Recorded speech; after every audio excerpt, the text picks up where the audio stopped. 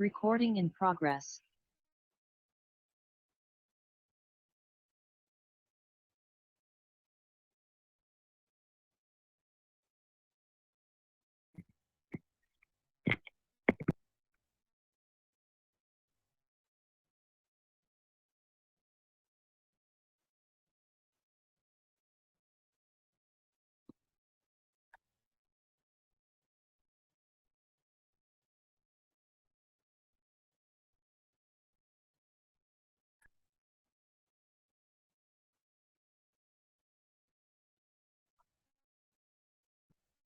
Hello, everybody.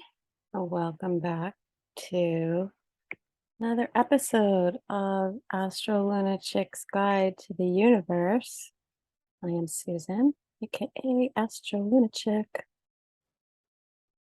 Just trying to set up my screen share here. Recording on Anchor and recording through Zoom so I can upload to YouTube.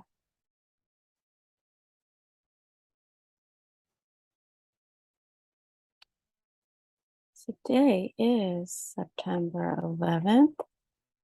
And if you're on YouTube and you can see my screen, for some reason, it says Tuesday, January 9th. Very strange. It's not. I'm not really sure why it says that, but it's been that way for a long time. Anyway, today is Sunday, September 11th.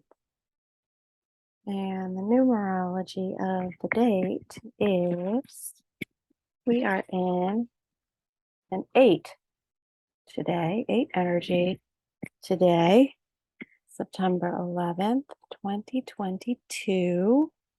2022 is a 6, add the 11, 11 is 2, so that's 8 plus 9 gives us 8. And tomorrow will be 9, so the ending of that 9-day cycle. And the moon is in Aries today. Made a conjunction earlier to Jupiter, which felt much lighter, much more expansive and energetic and positive, perhaps, than the last couple of days in Pisces. Not that that's not positive. It was we had our full moon yesterday. Shortly after the full moon, the moon made a conjunction to Neptune, which is great if you want to escape into a fantasy, have a little bit of an illusion. Nothing wrong with that. I always find that drugs or any kind of substances tend to be exacerbated or exaggerated in the body during the Pisces moon, as Pisces does rule mind-altering substances. And so it probably was a great weekend to go out and party and escape, or maybe, get caught up in a fantasy, watch some movies, binge watch. I've been watching The Devil in Ohio. I finished that. Whew. Netflix. That was pretty cool. I mean, it wasn't like mind bending or consciousness altering, but it was interesting where they I would say lightly portrayed a victim of a satanic cult. It was kind of interesting, kind of fluff compared to what I'm used to, and compared to what I think really goes on with cults. But it was kind of cool. Anyway, so yeah, we have a moon in Aries today. Definitely feels a little bit better as far as energy levels, perhaps, or I would say there's a lot of spirited communication potential today.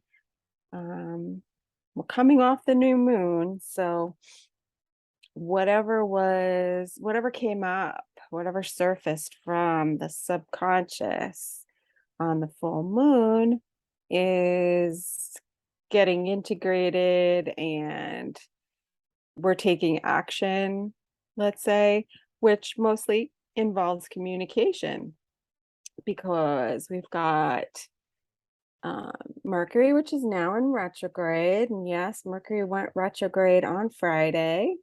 And I've been trying to get a podcast out for the last 2 days. Actually, I didn't do one last week because life, and I don't know, like if you know about California, and we've been having this huge heat wave, it was just heat exhaustion for me, even though it started to cool down.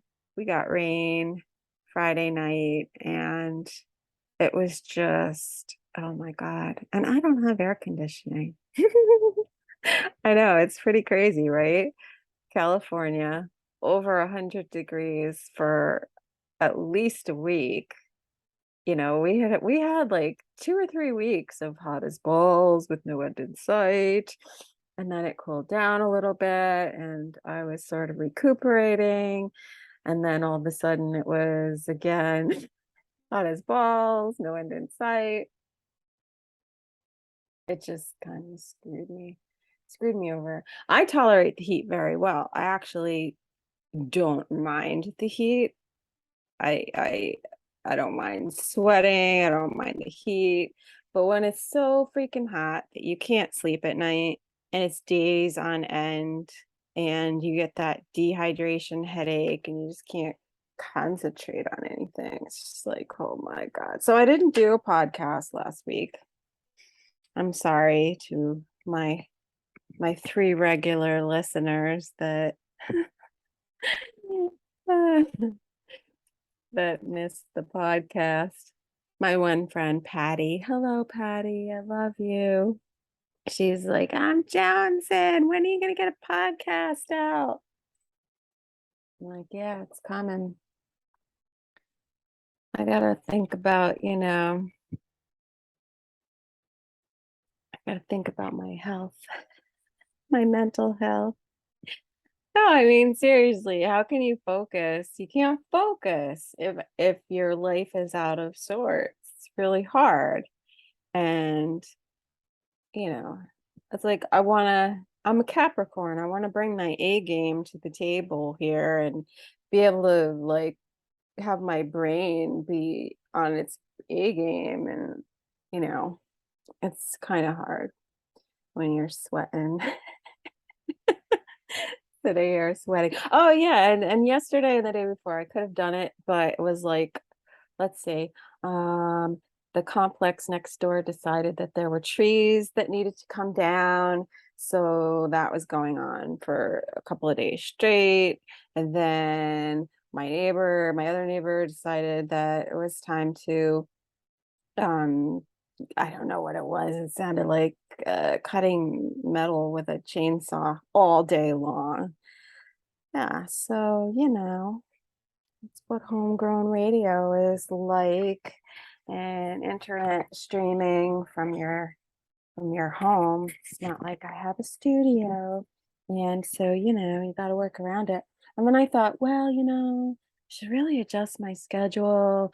I could do it at night when it's cooler and there's less noise. But to be honest, I am just spent by the end of the day. I do my best work like around 11, 12 o'clock in the afternoon, midday. It's always been the time for me. And I wonder if that's because I was born around that time. That's an interesting fact. Think about it and let me know if you guys know what time you were born and what time of day is like your most productive time of day. I would be interested to hear those details because midday is usually a great productive time. Although I am quite awake at night. I've never been a morning person, ever. I could be tired and dragging ass all day long, but as soon as the sun goes down, I perk up. I can't help it. And I love to stay up late at night. I just love it. It's so calm and peaceful. I get like my best inner work done, I guess you could say, or meditation. I've always been a night owl. I can't help it. Anyway, so here we are. It's Sunday. It's an 8-day, 9/11. You know what that means. Never forget. And moon in Aries. Now, the moon conjuncted Jupiter retrograde. Jupiter's in retrograde. And so that means we're kind of going over things from the past. Jupiter in Aries. Aries is about the self, and Jupiter, which rules Sagittarius, is definitely up for the new adventure and wants to learn and expand. And it is focused on new beginnings, a new sense of self, new identity. But in retrograde, it's going over the degrees in Aries. So it's 6 degrees of Aries. It's going to retrograde back into Pisces, where it'll be at the last degrees of Pisces before it goes direct again.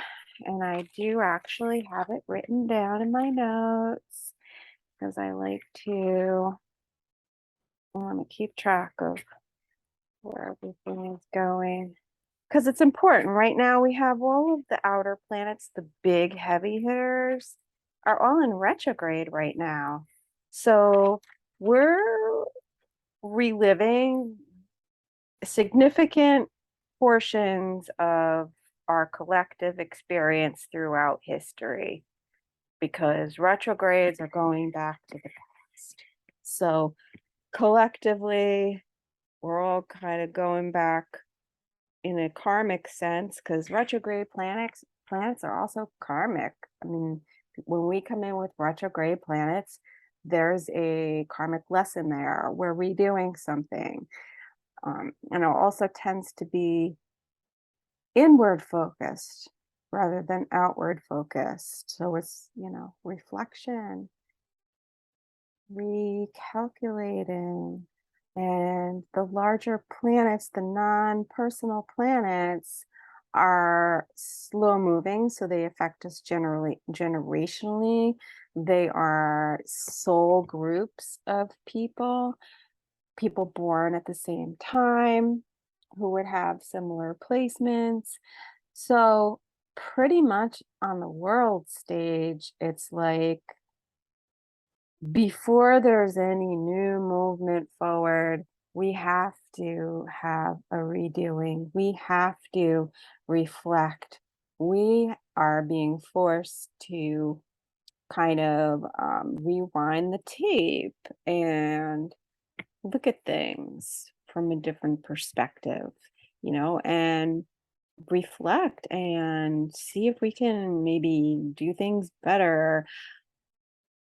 The whole redoing thing is going to really be amplified with this Mercury retrograde. So Mercury retrograde started on Friday, right? That was 9, yeah, Friday. And Mercury went retrograde at 9 degrees of Libra. So if you have any planets or points in your chart at about 9 degrees, give or take, I know the orb for most astrologers would be like 5 degrees on either side, yeah, pretty much. But let's just say you'd still be affected, I think, if your planet was like, let's just say the closer the degree, the more you're going to feel it. Because there's a lesser degree of influence the further you go away from the degrees. So let's say anything at 9 degrees, most significantly of Libra to start with. Aries, then Capricorn and Cancer, because that would create a cross. Okay, that's the cross of the cardinal signs. A cardinal cross is cardinal signs. Aries, Cancer, Libra, and Capricorn are the cardinal signs. They begin things. So literally, Mercury in Libra is beginning to create or seek balanced communication, a viewpoint that is more balanced towards the we, like understanding there's, my perspective and my experience, but really looking at the truth of the matter is a synthesis of the two sides, right? 1 + 1 doesn't equal 2. It equals 3. It equals a third thing. You take two people and their two experiences and their two opinions and viewpoints and beliefs. That's Jupiter in Aries. My beliefs, my philosophies, my truth. Jupiter in Sagittarius is truth, right? And balancing it against what the other person's perspective is. So a lot of this Mercury retrograde is going to do with kind of going back to the past, reviewing things, remembering certain circumstances. And I think we get triggered during a Mercury retrograde so that we can reevaluate and reframe certain situations and relationships and beliefs about ourselves, about other people. And there is so much. I mean, I started seeing this before Mercury went retrograde. So before Mercury goes retrograde, about a week before, we start to feel its effects. And so I was really focused looking at what I felt was going to be the theme, what I felt was going to be coming up. And it really started when Mercury was in its shadow, roughly around 25 degrees of Virgo, which is where it's going to station and go direct, which will happen on August. I'm sorry. Yeah, really going back to the past. October 2nd. And so that's called the shadow. When Mercury's going forward, or any planet is going forward, starting at the degree that it's going to retrograde back to and station and then go direct again, starting at that degree, it's the shadow. So when I see that coming, my antennas go up and I say, okay, let's see what's going to happen. And I will track everything that's going on, what I hear, what I see other people doing and saying, and I'll look for repetitive themes. So what I was seeing was looking at things from other people's eyes and understanding things from the other person's perspective, because a lot of the story, because we really had to start to focus more on ourselves and really define who we are as an individual and what we believe when Jupiter went into Aries. So it was a redefinition of the self. We really started to have to, I mean, there's a weight on the scales, right? And it was tipped more in the direction of, me and focusing on myself and what do I want and who am I, coming back to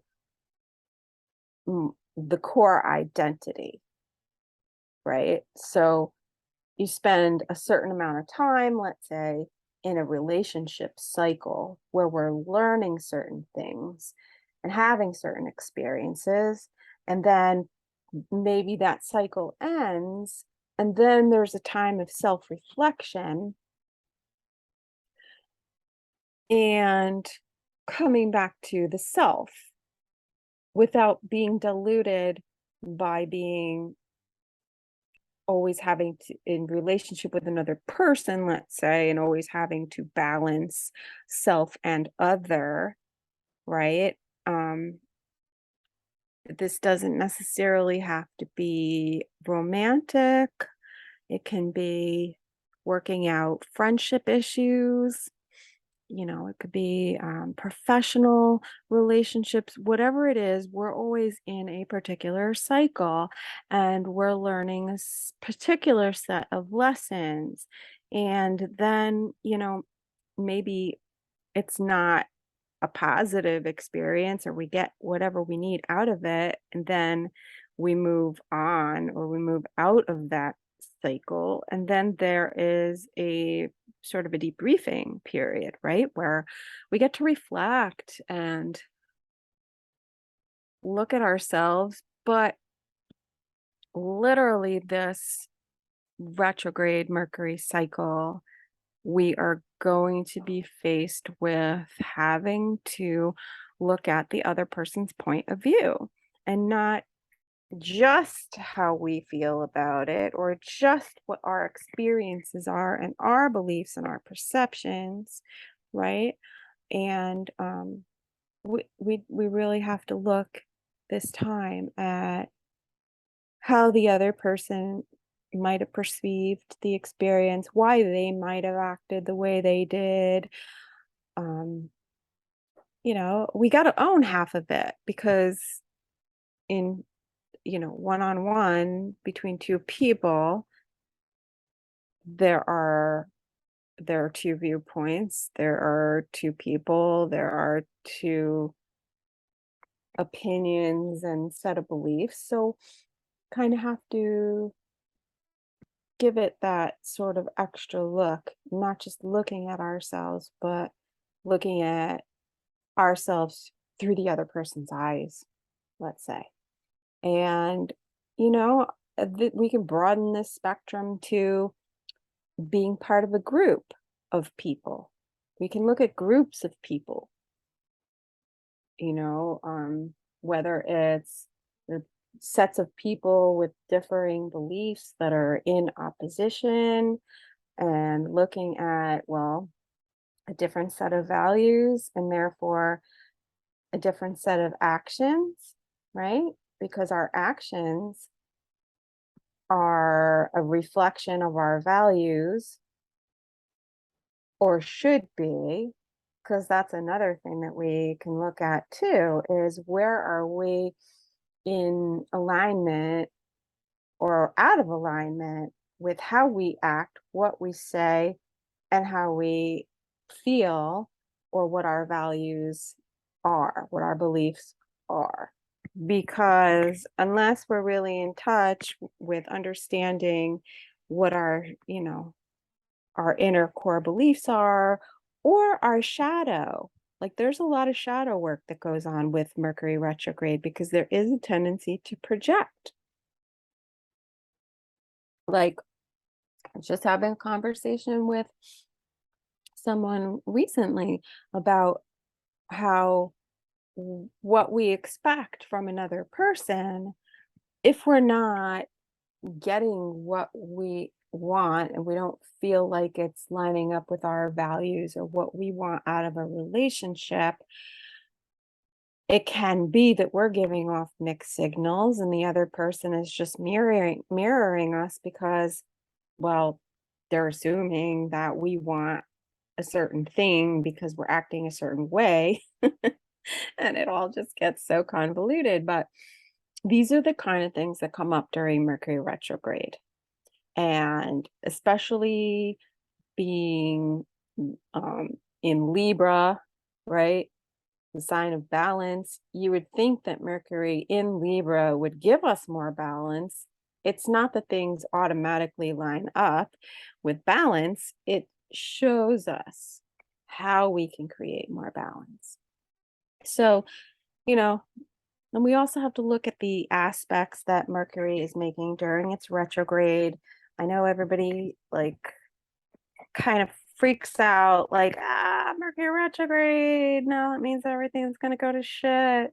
It doesn't mean that. And the most important thing about Mercury retrograde is the sign that Mercury is in and the aspects that Mercury makes. So we are going to look at, before I go through the aspects for the week, I'm going to look at exactly what Mercury is doing during its retrograde and when it's doing it. So that will help us to understand what's coming up.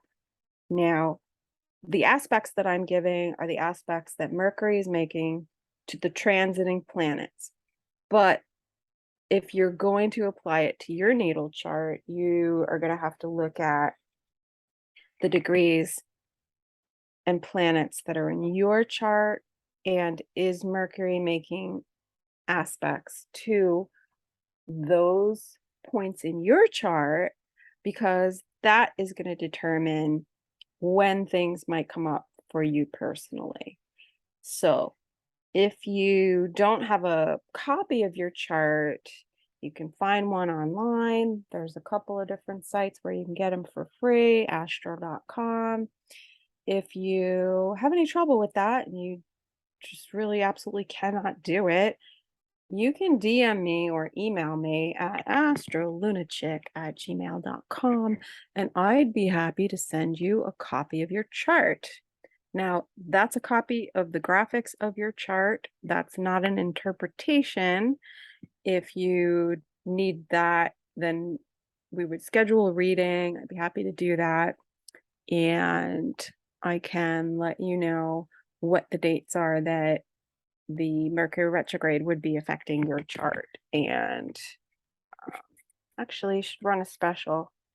I actually do, like, pretty much for eclipses and retrograde, Mercury retrograde.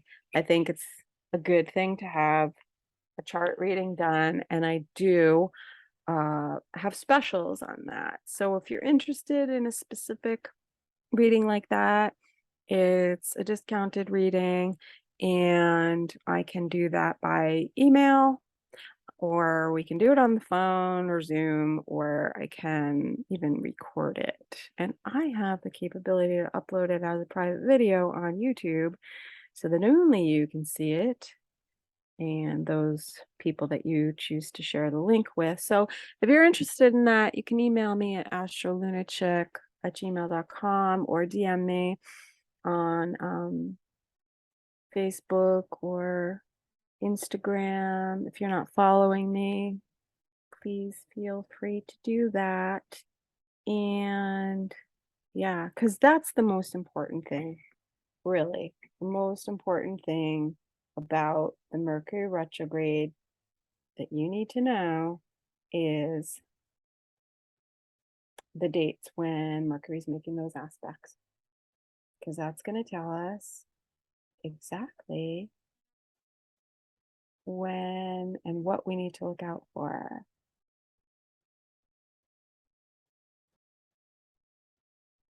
So, with that said, I'm not even sure if my anchor is still recording, so I'm just going to check that. Thanks. But still, oh no. It's not. Oh well. Sorry, Anchor. Guess it's just YouTube. Okay. Onward and upward. I'll do something else for Anchor. It's cool. Anyway, if you're on YouTube and you can see the graphics, I have the chart here for today. You can see down at the bottom of the chart, we've got moon. This is about, well, it's almost 3 o'clock now. So let me Fast forward.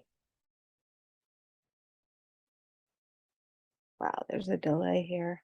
Mercury really is retrograde. Yay.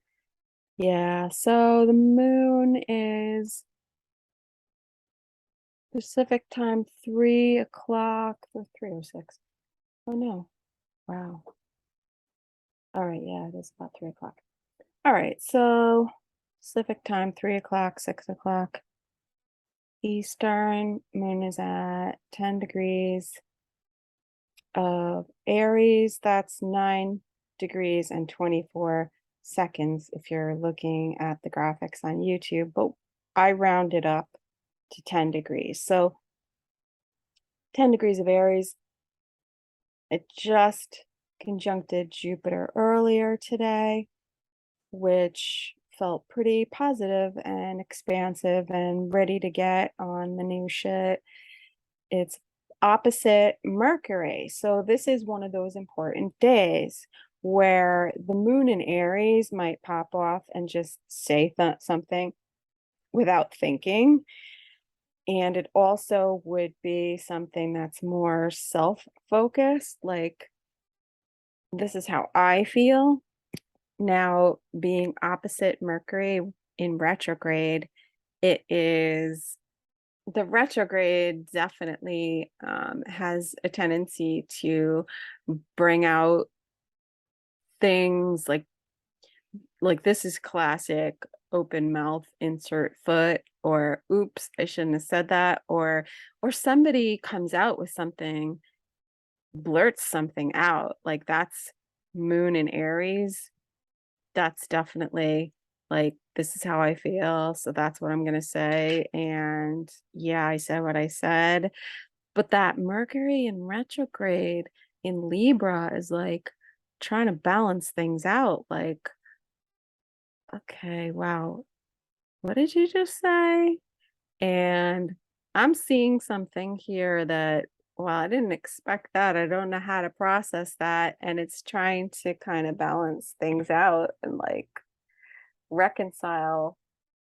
It is reconciling how we feel, which is the moon, with what we think, and trying to remember that there's two sides there and seeing things from someone else's perspective.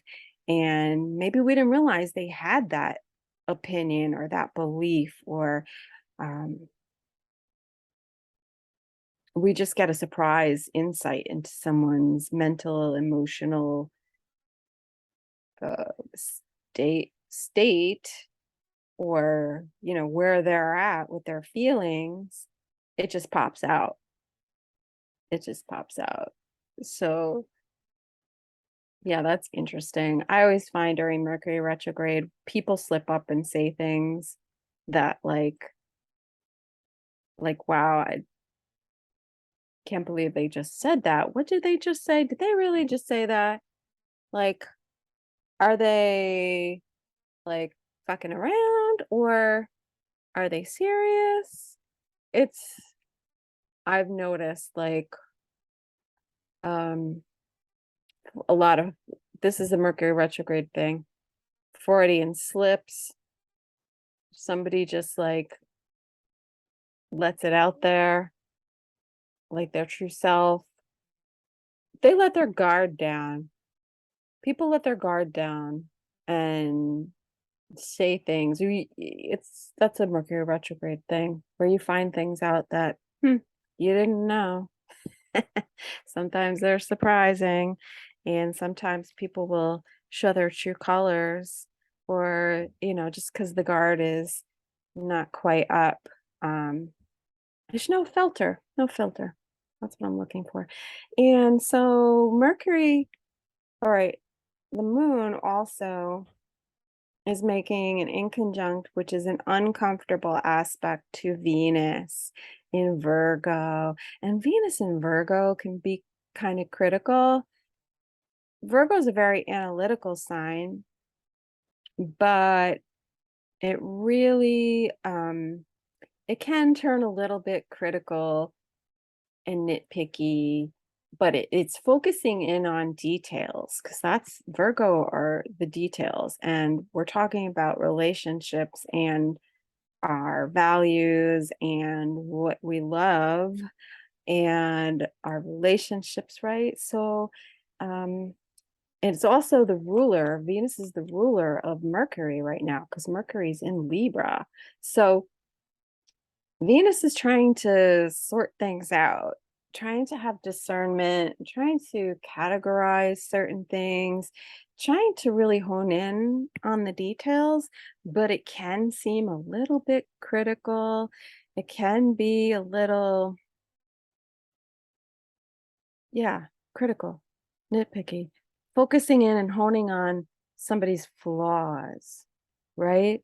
Um, I used to date a guy with Venus in Virgo, and I realized that Venus in Virgo is really looking for some kind of ideal of perfection. And so, while on the one hand, Venus in Virgo can be sort of self-deprecating and self-critical, but it can also project onto other people. And it can, be hyper focused on other people's flaws because it's like looking for this sort of this image or this ideal of perfection and purity, which is Virgo, right? But really, literally, and alchemically speaking, the planets in our chart are supposed to be utilized, that energy is supposed to be utilized for us to work on ourselves. So while self-critical, um, looking at ourselves self-critically, but not judgmentally, and looking at how we can perfect ourselves and have better relationships rather than looking at the other person, focusing on their flaws, um, because it can lead to this sort of dissatisfaction and bitterness of like, you know, um, nobody ever being good enough, right? Or it could be, it could be directed at the self too, like I'm never going to be good enough. So Venus and Virgo in general can be affecting us in all of those ways where we can be we could be looking at the past, which is Mercury retrograde. We could be looking at our past relationships, friendships, whatever it is, our thoughts and beliefs and feelings about relationships in general, and kind of going over them like with a fine tooth comb and looking at every little detail and seeing what worked and what didn't work. And, I mean, for some people, that'll be focusing on the other person's flaws and only looking at, well, it didn't work out because they did this, and that. And, you know, not looking at how we needed to grow in that situation, or just again back to the Mercury retrograde in Libra, looking at things from other people's perspective, right? Not putting the blame, not painting ourselves as the 100% innocent party and the victim of someone else's narcissism or abuse or whatever. I'm not saying that, that we can't look at how somebody might have treated us that way, but I think the more healing we do, the better we can look at how we might have allowed that situation, or why do we put up with that, or, you know, why didn't I walk away right there and then? Whatever it is. It's more for self-reflection. And because we're in Virgo season, right? Sun is in Virgo here. It's making a trine to Uranus. Uranus is bringing change. Uranus is retrograde also. So it is also going over the past, right? It wants to create new things. It wants to create change.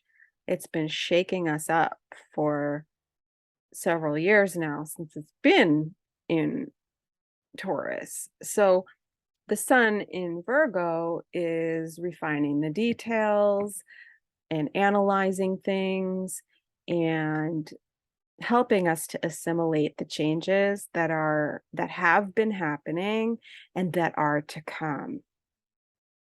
Because I feel like especially as the outer planets go in retrograde, it's helping us to assimilate more, to reintegrate, to integrate more of the changes that are coming, and to understand what the changes are that are upcoming by going back to the past. If that makes sense. It's really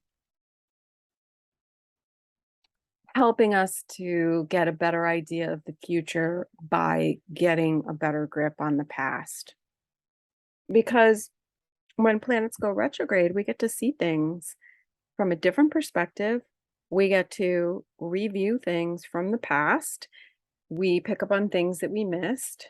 So it's giving us a chance to do things differently as we are moving forward into the future so that we don't repeat mistakes from the past. And that's where we're at right now. We're looking at communications, we're looking at relationships, we're looking at diplomacy, we're looking at how we can integrate that better.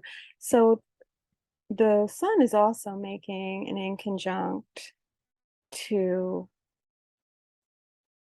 Saturn, which is again in retrograde. So Saturn at 20 degrees of Aquarius, the sun at 20 degrees of Virgo, giving us more of the details and how we can better integrate going into the future. Saturn is a planet that restricts and delays. It creates obstacles and boundaries. It has to do with maturity and responsibility and integrity. And in Aquarius has to do with groups of people. Okay, whether it's people in the same age group or race group or religious groups. It's groups of people. It's society at large, right? And it is, well, the retrograde, I think, it's slowing things down so that we can understand what our place is within the smaller groups, within the larger group, within the spectrum of humanity as a group, right? It's our networks, our associations, our friends. Aquarius, right? Saturn, I really can see Saturn in the sense of looking at our group associations, our friend groups, because it's not the one-on-one, it's how we network within groups. And I think Saturn has been giving us a lot of tests since it entered into Aquarius, because we have to really choose our friends wisely, right? If we want to maintain a certain level of integrity and we are associating ourselves with people who don't have that same integrity, whether it's in business, whether it's in friendships, whether it's, our spiritual integrity. We are, it reflects on us who we associate with, right? Our friends rub off on us. If our friends have a bad reputation, people assume that we're the same way, right? And when we don't have people in our lives that we can network with, this is also Saturn in Aquarius, is this feeling of like um a lone wolf, really. Aquarius can be very isolating and cold, right? Saturn is actually the ancient ruler of Aquarius because it ruled both Capricorn and Aquarius until Uranus came along. So the old flavor of Aquarius was more Saturnian, right? Where, you know, um, you have a responsibility to the group, right? This has a lot to do with loyalties towards groups, within groups. So there's a lot going on with that. This is, I've seen a lot of what's been going on, like the court of public opinion, right? That is Saturn in Aquarius. Saturn is the judge, the authority figure, and Aquarius is the public, the public at large. So being judged by the public in general, you know. Anyway, a lot of things come up around that, and the sun is triggering that too. I think I've seen a lot of judgment being thrown at people, a lot of projection, because I see with Virgo and Pisces axis, because they're opposite, there's a lot of projection and scapegoating that goes along with these signs. And, it's because people tend to mirror one another. And so this is a really good time to maybe observe what's going on with the collective and karma, because we're playing out a collective karma, right? So I love psychology and I love sociology and I love social media for and the media in general for observing certain behaviors and how certain groups behave. And I've seen a lot of attacking and judging and projecting onto people on social media, but like groups of people doing it, So Aquarius, like there's a lot of like the gang stalking and all the doxing and stuff that goes on online. That's all that Aquarius stuff and Saturn in Aquarius.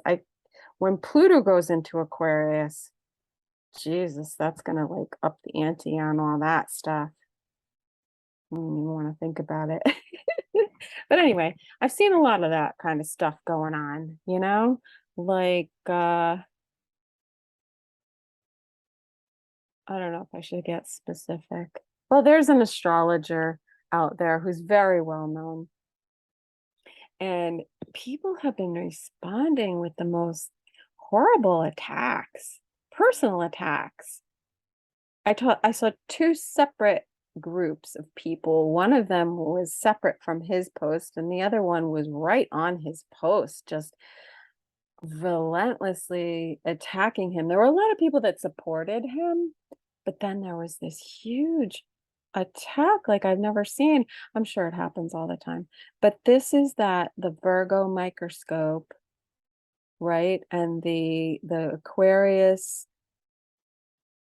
groupthink and gathering together and like ganging up on people. I just thought it was so ridiculous. And,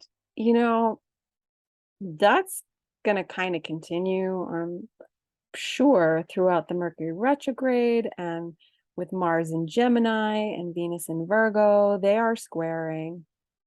They're going to come to a square. So let's move on because I'm kind of stuck on September 11th.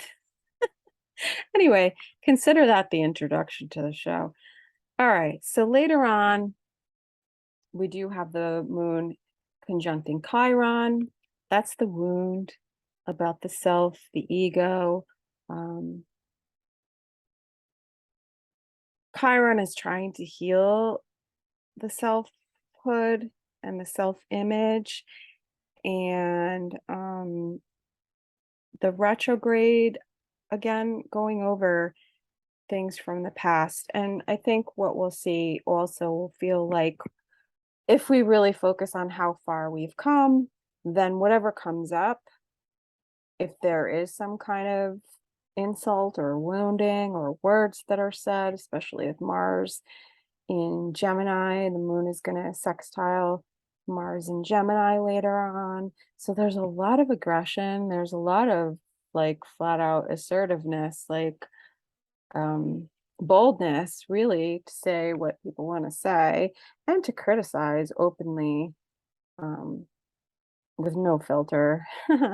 But, I mean, this is a really good energy if we could use it for self-reflection and say, I'm like really clear with who I am and my beliefs and how far I've come with my healing, feeling better about myself and who I am and who I want to be going forward and how I want to express myself and actions I want to take, how I want to assert myself, and, going in with the moon in an uncomfortable aspect to Venus. I mean, that just says that we don't need to be so down on ourselves or hypercritical of other people and making judgments about other people's relationships. That's what this whole thing was about with this astrologer. Like, he's really happy in a new relationship and posting photos, and people have to come around and shit on it, like to the point where this one guy was analyzing his chart and saying, "Oh, this is never good. This isn't gonna last. Like, don't get too happy." And then this other girl's pulling cards and saying, "Is she a succubus or isn't she?" It's like, wow, people, this is so ridiculous. And he's handling it well. I mean, he's definitely had a lot of open public criticism, but it's so funny how this is playing out, especially with these Virgo planets and Sun in conjunct to Saturn. And maybe there are some boundaries here that, like if you don't draw a boundary, how can you get mad at people when they cross it, right? And, if you're going to put something out there in public and you're opening yourself up to scrutiny, you can't expect everyone to be in agreement. You can't expect everyone to be happy for you. But maybe there is a little bit of self-reflection that does need to happen here where I mean, I see it a lot where people will post things online, and I sometimes feel like it's a little bit too much. Like, I feel like they're trying to prove something. Like, look how happy we are, you know, look at this wonderful relationship. But what happens when the stuff goes south, you know? Um, I've seen that blow up too. But I just kind of feel like I don't know why people have to listen. Then there's other people that I see that are very happy and posting things all the time about their relationship, and it's genuine, right? And no one's attacking them. And I think the difference is because they're just happy and they want to share it. There's no shadow. I think it's when I pick up on this shadow of someone trying to prove something, And I think that's when the collective smells blood and they go after it.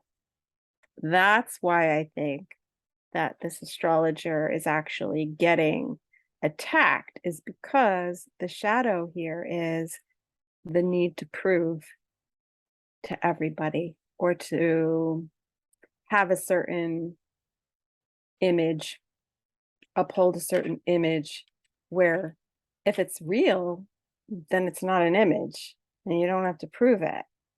But I think that the collective smells weakness when they feel like you are purposely putting it out there because you need validation. That's what it is. I mean, I watched it happen with somebody else that I know that clearly needed validation. But do people really need to see pictures of you when you just wake up in bed in the morning? Like, what? Why do you need to, like, I just don't, whatever. I just can't. I just can't. You know, whatever. Everybody's got to live their life. But so that's why I'm saying, like, seeing things through other people's eyes, seeing ourselves through other people's eyes, not projecting onto other people, noticing when we're judging other people. Uh, there's a lot of sour grapes that goes on. But anyway, moving right along. So yeah, it's almost like this day starts out with a lot of need to prove oneself, defend oneself from one's critics, perhaps. So tomorrow, which is September 12th, and September 12th is a 9-day. And I know I'm kind of jumping around because I was going to go over the aspects with Mercury.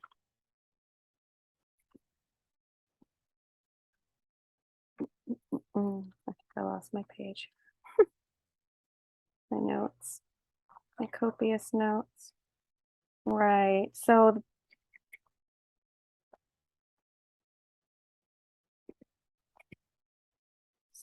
Mercury went retrograde on the 9th.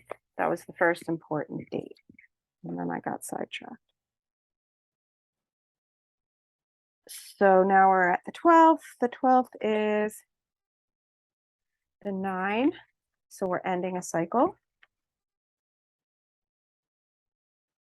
It's Monday. And the moon is still in Aries. The moon earlier in the day makes a sextile to Saturn. So we're getting a handle on possibly some accountability that we need to take, being accountable for ourselves and our actions, and perhaps seeing where we may have projected some stuff as we are self-reflecting with the sun in Virgo and looking at the details and analyzing, with the moon making an inconjunct to the sun.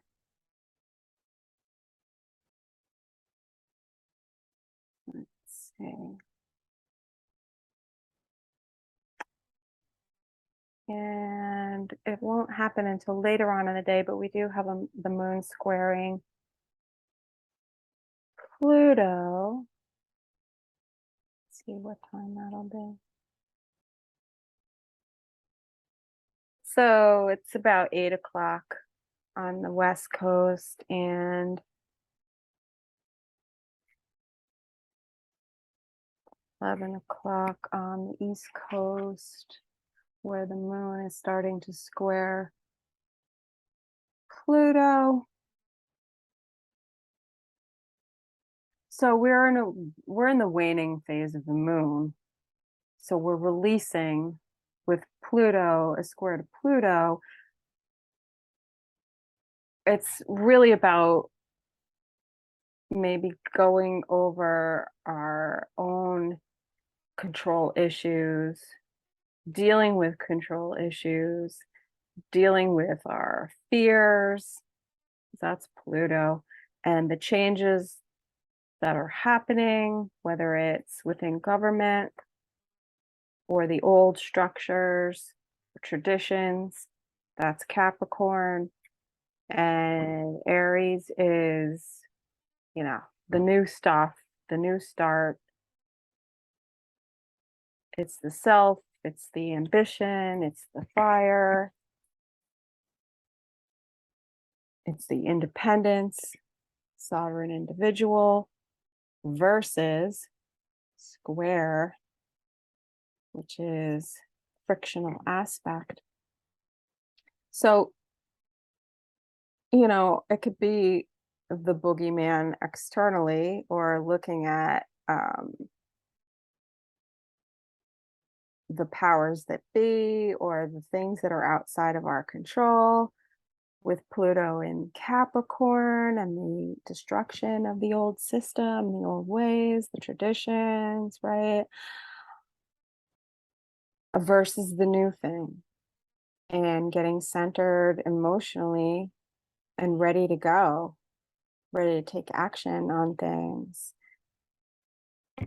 And if we're not careful, we don't have our emotions and our own control issues in check, this could be an explosive kind of an energy. But it is just the moon, so it's our feelings. They do pass quickly because the moon moves quickly. That happens later on Monday night. And then fast forwarding overnight, the moon, when it makes that square to Pluto overnight, then the moon goes void, of course. And the void lasts until the moon goes into Taurus, early in the morning, around 4 a.m. on the West Coast, 7 a.m. on the East Coast. Moon in Taurus. So moon in Aries is quick, it's fast moving, it's fiery, it's a flare up and then it's gone. Moon in Taurus. Taurus is a slower energy, it's earth. It's a little more stable. The moon likes being in Taurus. Not that it doesn't like being in Aries, but it's a little more stable feeling and not as challenging as what we went through on the 11th and 12th. So moon goes into Taurus early in the day, and then not much is happening until much later. So unless the moon is making an aspect to something in your chart, it's not making any real aspects to any of the transiting planets. Doesn't mean that nothing's happening. It's just that the energy sort of is in sort of a stasis state until the moon makes another aspect. So going throughout the day, fairly grounded, fairly stable, not a whole lot changing. And then the next aspect that the moon makes is a trine to Venus, which is a harmonious aspect. That doesn't happen until late at night on the 13th, going into the 14th overnight. So that's Tuesday into Wednesday. And still, we have Mercury Still hovering around 8 degrees, not making any aspects just yet, unless it's doing something in your chart. But the moon in Taurus being pretty stable, grounded, it's helping us to integrate whatever we've been processing over Sunday, Monday into Tuesday. So then when we get to Wednesday, let's see. Wednesday is the 14th, and it is a 2-day in numerology. So the 13th being a 1 starts a new cycle. It's about the I, it's about the individual, which is interesting because the moon was in Aries, which is I and the individual, and we did a lot of, hopefully, self work, where we had the opportunity to do the self work with the moon in Aries, get a new start, and then we start to process, and the moon stabilizes in Taurus, so that by the 14th, when it starts to make an aspect to Venus, that's when we start to bring it more into our relational sphere, where we can be a little more practical, grounded, blah, blah, blah. Earth signs. It is about actual physical doing of things rather than thinking, feeling some type of way or philosophizing in our head about what we want. It is actually taking practical steps to ground, to commit to whatever our values are, what we want to attract. Taurus is our resources, it's what we're working with. And it's our physical body too. So Venus in Virgo with the moon making a trine to it from Taurus, we really might be looking at our diet, our body, our health, the food that we consume, and how we can maybe even detox. I would say that with the waning moon in Taurus and Venus in Virgo, health and beauty and detox, this is a fantastic thing for making changes in your diet and looking at, maybe you can do like a mini cleanse, whether you're going to do a fast, a juice fast, or just maybe do like a vegetarian or vegan diet for a couple of days just to give your system a rest, because digesting meat takes a lot of energy. So this would really be a great time to look at, your beauty, health, diet, physical routine. That's Virgo. That's our daily routines and our health. And coming into better alignment with our physical body, self-care, taking care of the vehicle. So it's not really exact, but Venus is loosely squaring Mars in Gemini, which is actively communicating, asserting ourselves, pushing for changes. Definitely very busy energy, a lot of communication, a lot of there can be some mental anxiety, worry, stress, because that's a square. That can be a frictional energy where we're looking at all the things we have to get done, or we're worried. We could worry about our health. most likely a lot of those things, it's just needless worry, a lot of it, so looking at our mental health too, with Gemini and Virgo both being Mercury ruled signs, and Mercury is, you know, it's definitely in the retrograde, it's definitely looking back and like trying to balance things out because Libra seeks balance. So it's seeking balance between our actions and our values, right? And it's what we attract versus how we act and react. So again, it's going back to what I was saying before.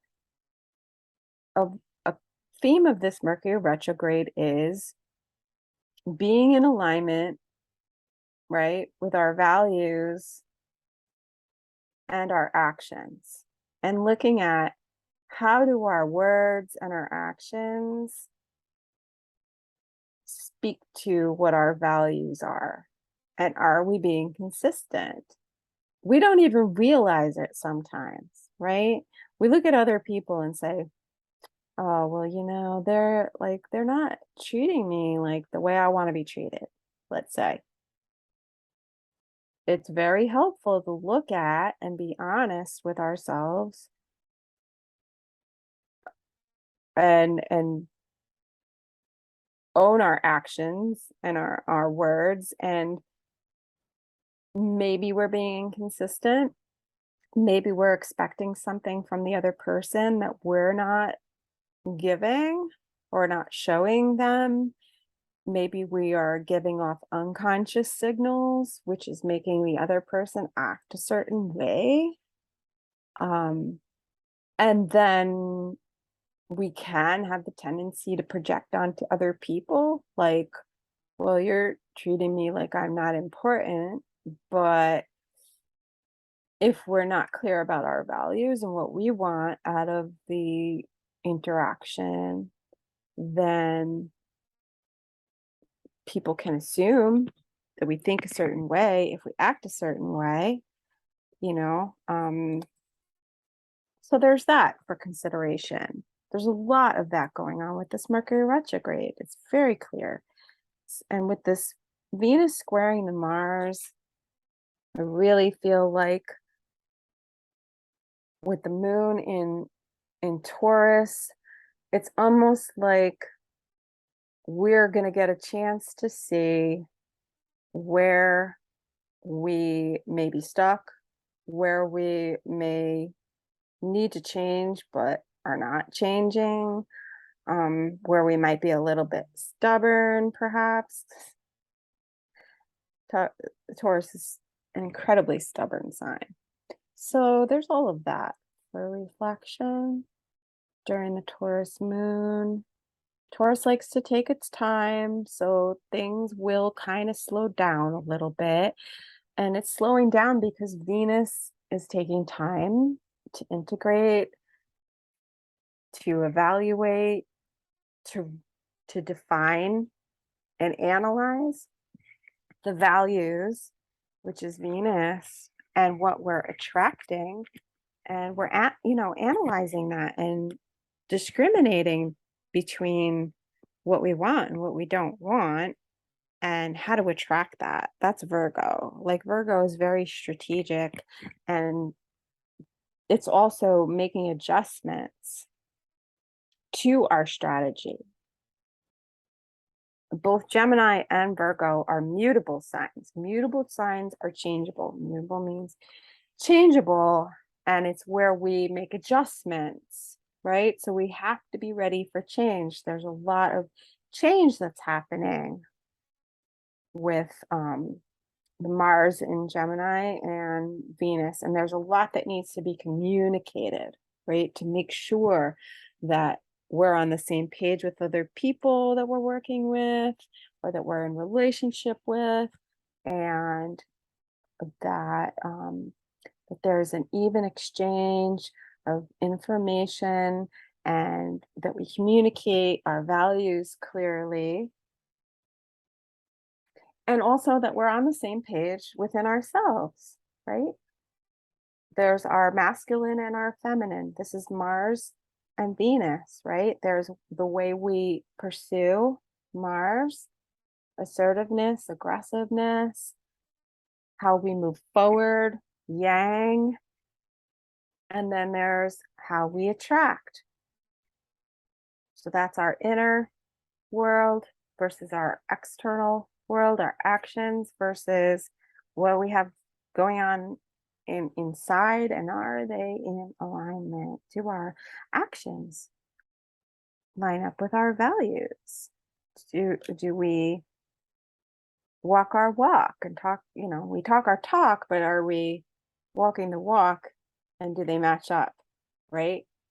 So here's where hypocrisy comes into Virgo, the Virgo Pisces axis, the hypocritical. This is also another theme of the Mercury retrograde, especially when Mercury goes back into Virgo. You are going to see the blatant hypocrisy. I mean, it's already there, and it's been getting more obvious, I think, since a few weeks ago, especially it ramped up. Super, super obvious, the hypocrisy and double standards. But it's going to really amplify when Mercury goes into Virgo. You watch, and it's because it's going to oppose Neptune, and that's the projection, that's the illusion, the delusion, lying to oneself. Oh my God, it's going to be so fun to watch. Get your popcorn. So, yeah, so we're looking at ourselves, going within with the Mercury retrograde, turning the focus inward, really, we should be, rather than outward onto other people, reevaluating our relationships, trying to bring more balance and equity. Also, because Mercury is opposed to Jupiter, we need to see the truth, right? We need to see the truth about ourselves, about our beliefs, about the people that we're in relationship with. We're getting a chance to go back and redo things and to see things in a different light because of that Mercury opposing Jupiter, and they're both retrograde. So Jupiter's at 6 degrees. Mercury is slow, but it is moving back, and it is going to exactly oppose Jupiter. But again, I'll get to those dates in a moment. So we're at the 14th, right? When did I say that was? Wednesday the 14th. It's a 2-day. So remember, 2 sides to every story.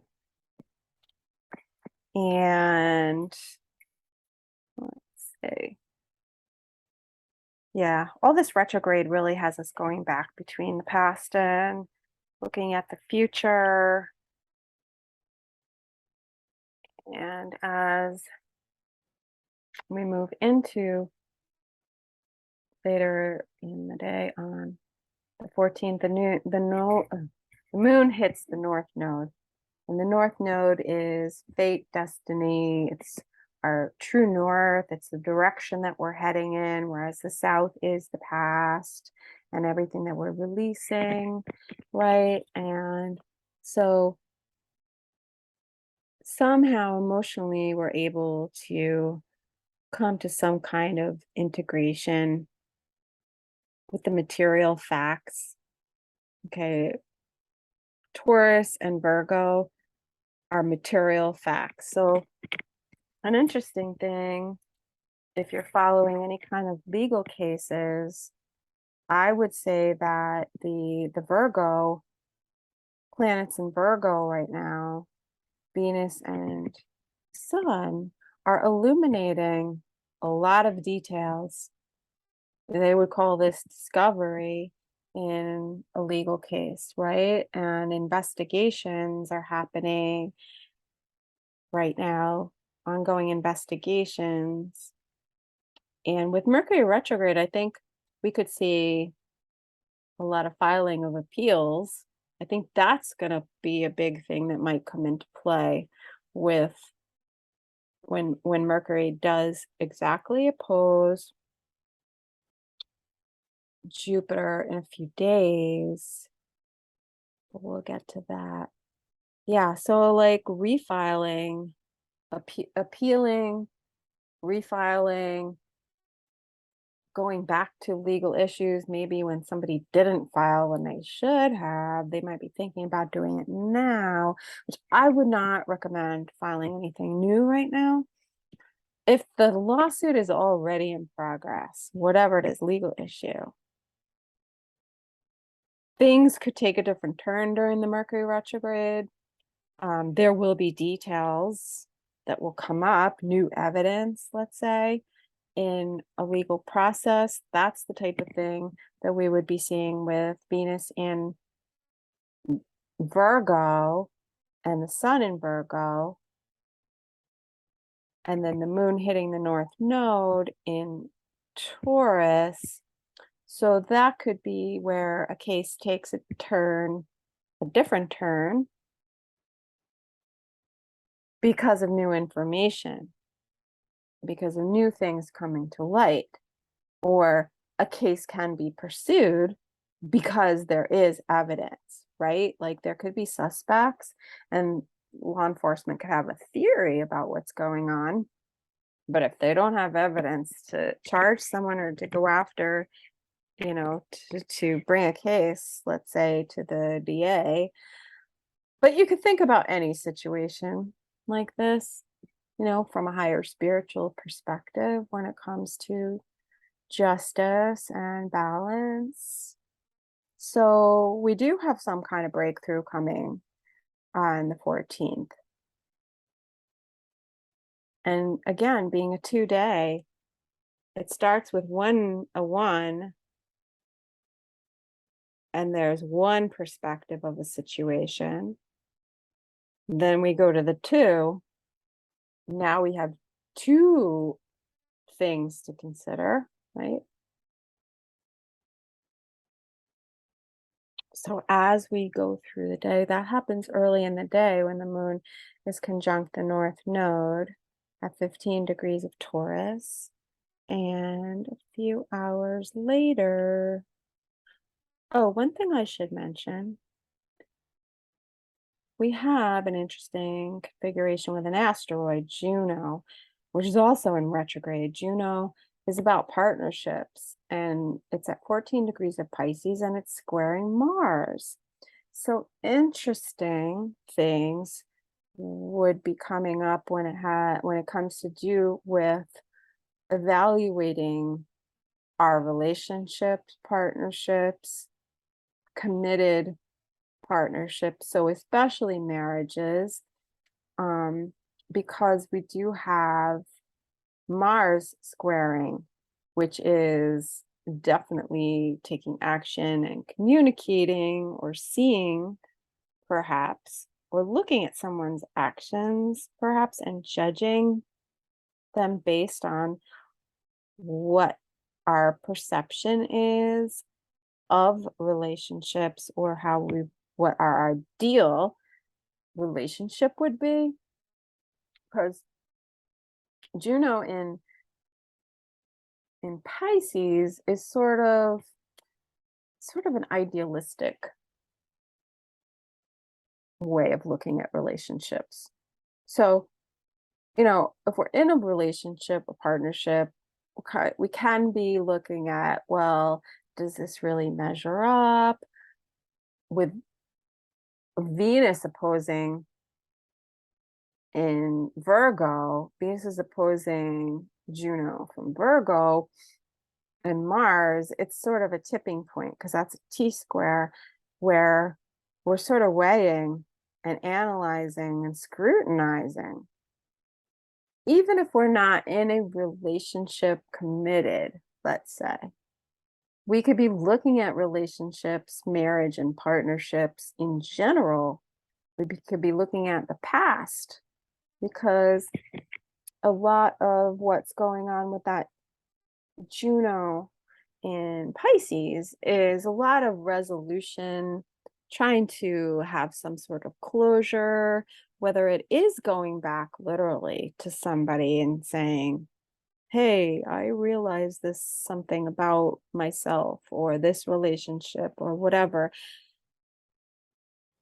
We don't necessarily have to have communication. It could be an internal process where we're looking at ourselves, looking at the people that we've had relationships with, looking at what our ideal type of relationship is and where things measured up or didn't measure up, or where we might have been unfairly critical. That's Venus in Virgo. Venus in Virgo can be unfairly critical, like, oh, this isn't measuring up, like this isn't good enough, this does not fit my ideal, and so I'm just moving on. Like, that's what that Mars in Gemini would be, just like, I got options, you know what, this isn't cutting it for me, I can do better, I don't need you, moving on to the next one, you know? And if you keep doing that throughout your life, and then you wonder why I can't find somebody, I just can't find the right kind of partner. Well, I mean, some people are just perfectionists. And when you apply perfectionism to other people, that's called judgment. So don't get me wrong, there are deal breakers, but you kind of have to look at it like, well, am I being too critical? Am I being too picky? Am I being too judgmental? Am I only focusing on that person's flaws? That's Venus and Virgo. Venus and Virgo will do that. Like, wow, totally. Absolutely. But that's the shadow of Venus and Virgo, right? I mean, Venus and Virgo literally should be striving for perfection in relationships and looking at things and analyzing them on how to improve, and how to help maybe even help the person improve. But then you get into the rescuer aspect of that too, and we don't want to be doing that at this stage of the game. So looking at what's coming up during this time, we might see some of that. We might see practical examples of where our values perhaps are in alignment or not in alignment, or where maybe we have to have a more realistic view rather than always looking for this ideal Juno in Pisces, or being too critical, Venus in Virgo. But it is a good time to talk about relationships, but being grounded towards common goals, common values, right? Where both people's perspective is equally valued, with the North Node in Taurus. And also, depending on how it works out in your chart, this could also be about, balancing finances, sharing resources, and maybe, banding together, putting money together, or our concept maybe of relationships and how we share finances, how, we share the load, maybe even looking at, what our values are in relationships as far as um financially, like looking at our partner, like, but you're not earning enough money, and then basing their value and what they bring to the relationship on how much money they make, how much they can contribute. That's a little materialistic in Taurus, that can be, but because it's very focused on building something stable, especially when it comes to finances. So whether we're looking at our relationships or we're looking at a job, our earning potential, this is all a good time to be focusing on what we can let go of in terms of relationships, in terms of our possessions, because Taurus is our physical possessions. Maybe we need to put some stuff on whatever, OfferUp or Mercari or whatever one of those apps. Get rid of stuff, have a garage sale, you know, move the energy. This Taurus can really stay stagnant. Anyway, that's kind of what's going on until further on into the day when the moon is conjunct to Uranus. So, Uranus is bringing changes, and it sometimes upsets the apple cart because Taurus doesn't really like it, but these are physical changes. So this can have to do with, well, Uranus and Taurus has been shaking up a lot in the financial sector. This is supply chain issues. And Uranus has been in orb of square with Saturn in Aquarius. So what I've seen a lot of is antiquated infrastructure, whether it's communications or electricity. They were talking about rolling blackouts past week in California, interruptions in service, interruptions in flow of resources, of supply again. And it could be related to electricity or technology because we are talking about Uranus and Aquarius. And this is probably one of those days where you might want to look at what's going on in terms of the Mercury retrograde, where there could be screw ups in terms of all the things that I just listed about the effects of the square between Saturn, which is the past and the old, and Uranus, which is the new. And the flow of goods and resources and utilities, right? And miscommunication or interruption in the stream of information is possible around this time, but there's some kind of change that's happening. There's always, whenever the moon, I notice, or other planets, other planets are very significant, but when the moon makes aspects to Uranus, that's when we can see how that energy is playing out, and the changes and the disruptions, sudden unexpected things, that's Uranus. So we can get an idea of how it is manifesting in our lives.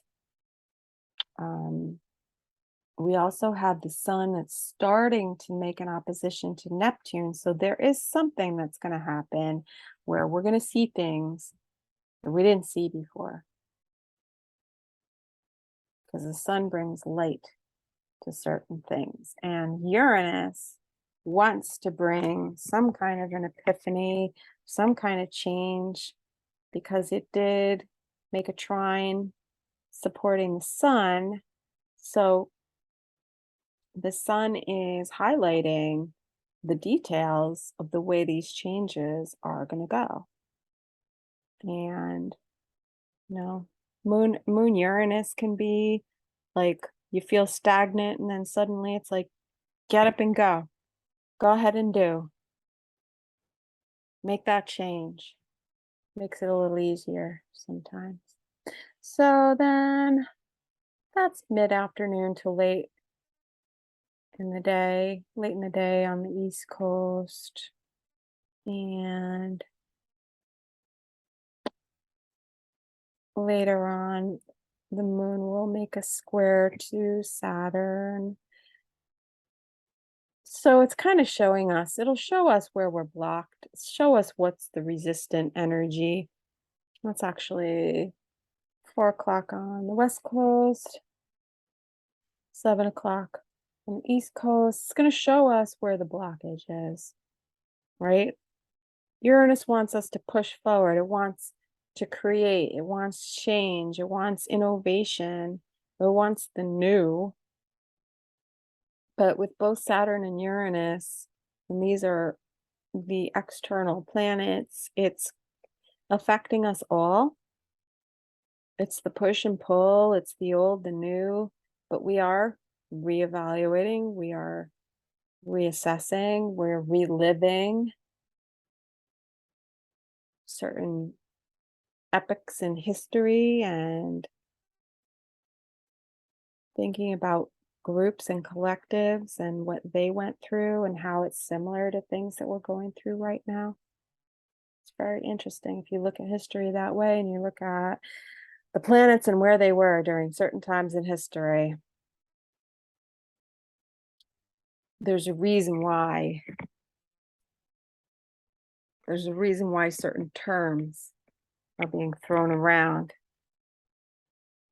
in the public sphere regarding things that are happening, because we are hearkening back to another time when this similar energy was being expressed. So moon square Saturn, it's just like a sobering effect. Like, gotta be serious about some things, maybe taking accountability for something, or reassessing our boundaries and our responsibilities, maybe our place within the collective, our collective karma as a group. So yeah, the moon square Saturn just represents a delay, a blockage. And after that, the moon will make a trine to the sun in Virgo, which is feeling more grounded and more stable and more on top of the details and being able to apply certain things based on how we feel. We may feel a little bit more stable. Organizing and cleaning out our home might actually be very grounding and very therapeutic. Virgo, Taurus energy needs to get into its physical environment.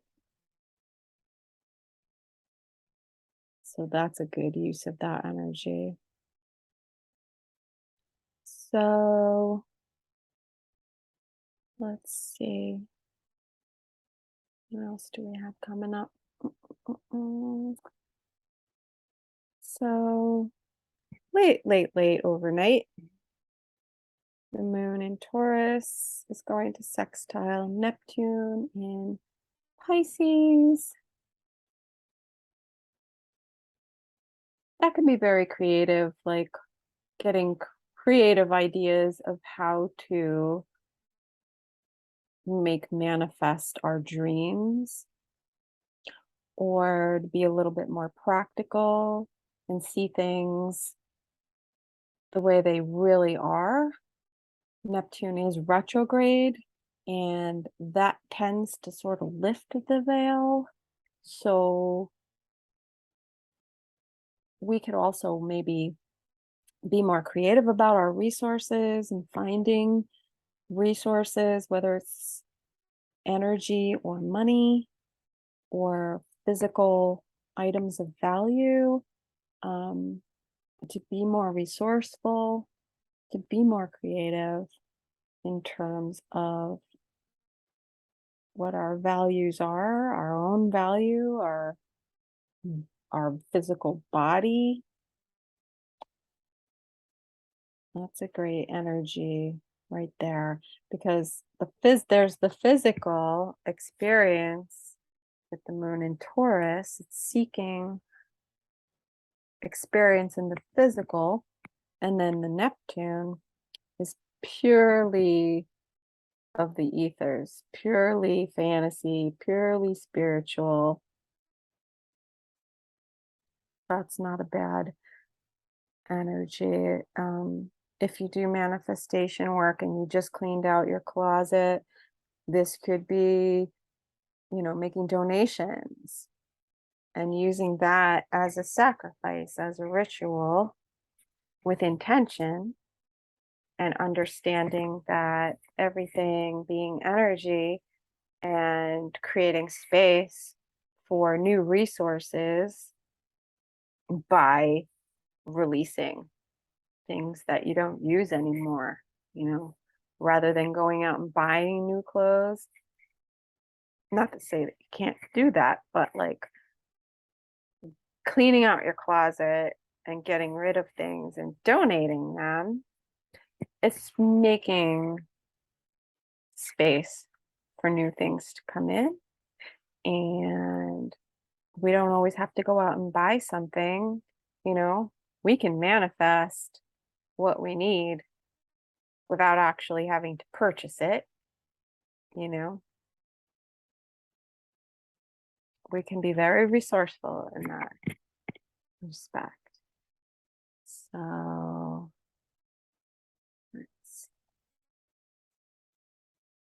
we've got a void moon after that. No, we don't. Sorry. Overnight into the 15th. So now we're up to the 15th, and that is a 3. So the energy is building. So we've got me and you and us, and the third thing that we create together, the magical child.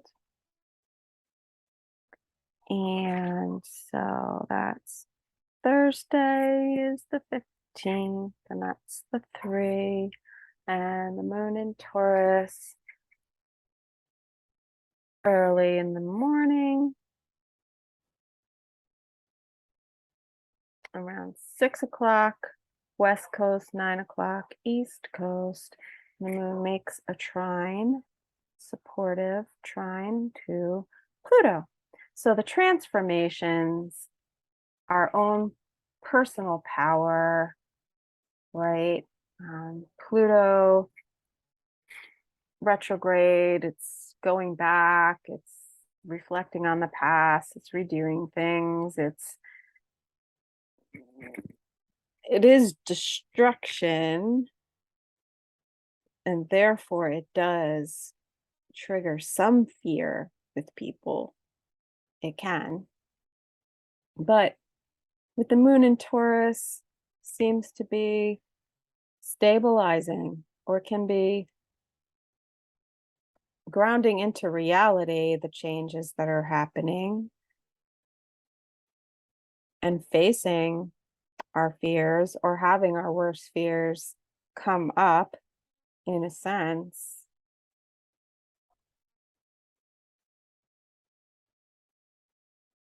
But it is getting a handle on our own personal power, and maybe understanding power dynamics.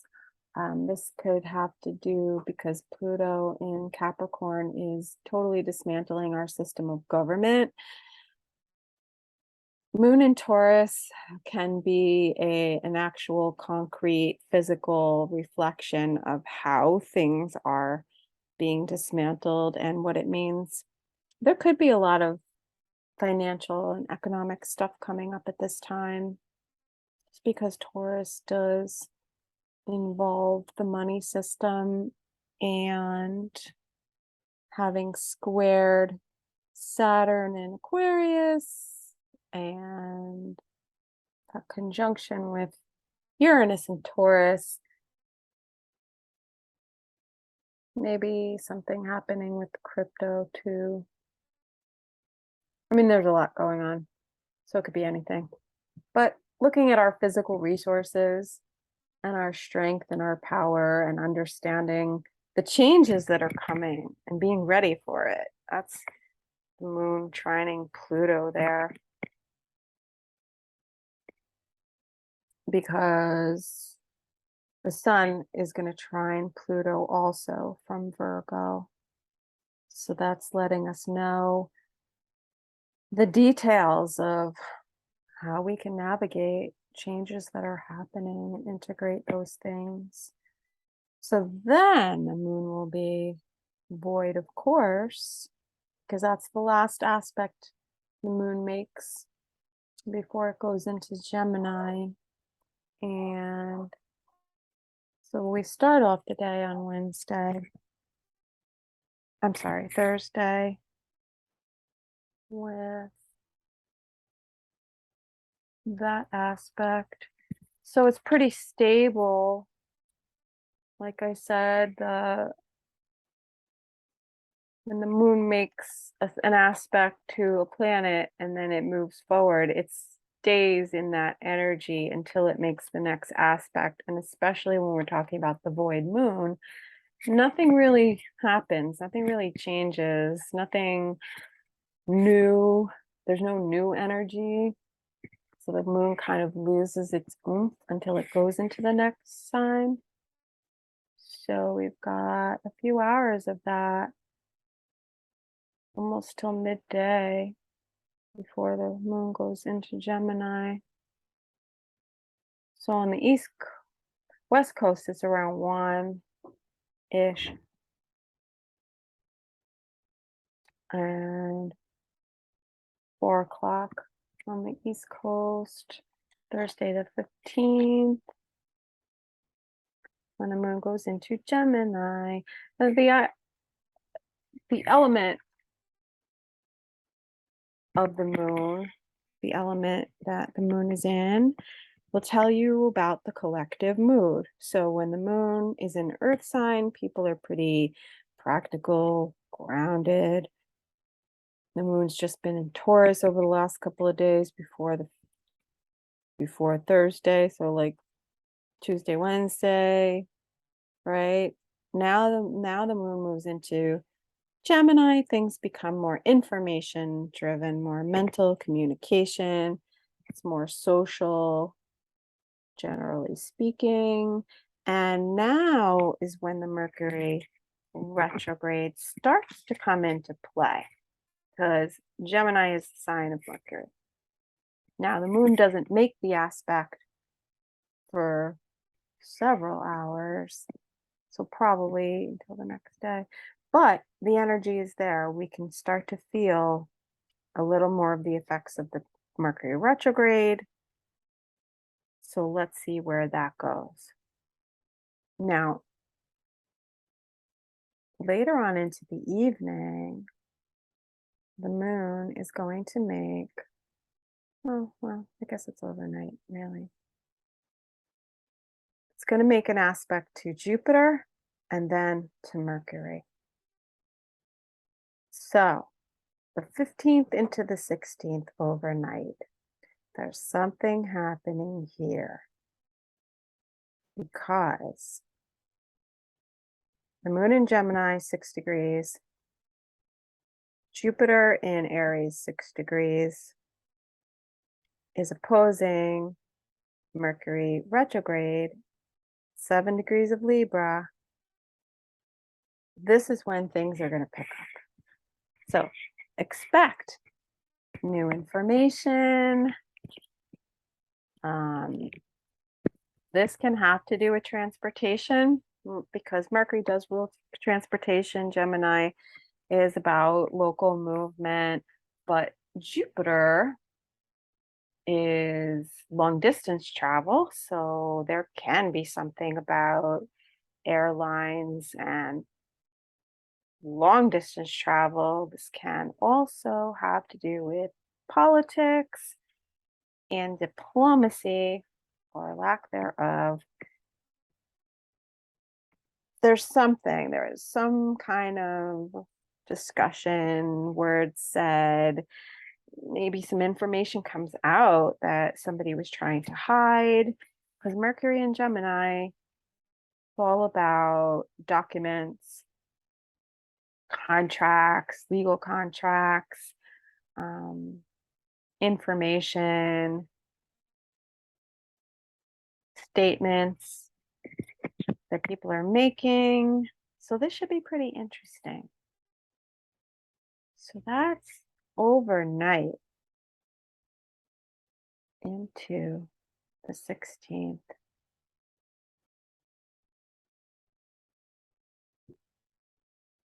Which is a 4. The 4. I look at even numbers as being fairly stabilizing, whereas odd numbers create the change.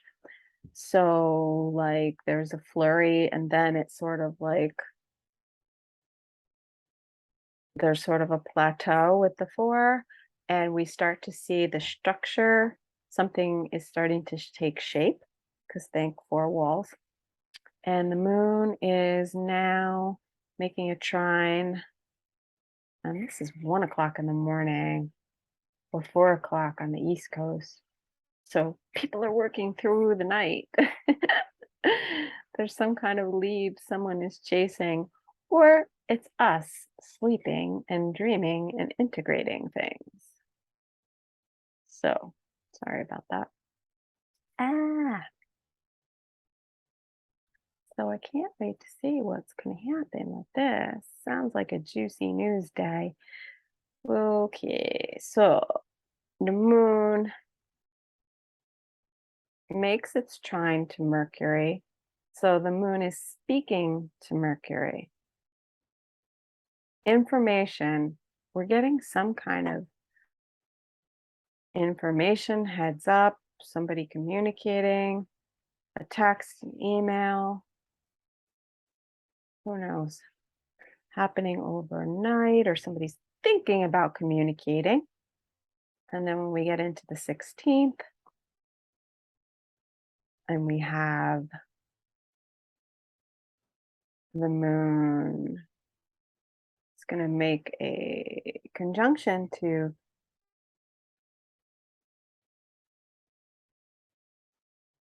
Mars in Gemini. So that's action, that's aggression, or being assertive. And it's squaring Venus. It's also square to Juno. So this could be people breaking up, or people getting together, or we also have the moon is sextile when it conjuncts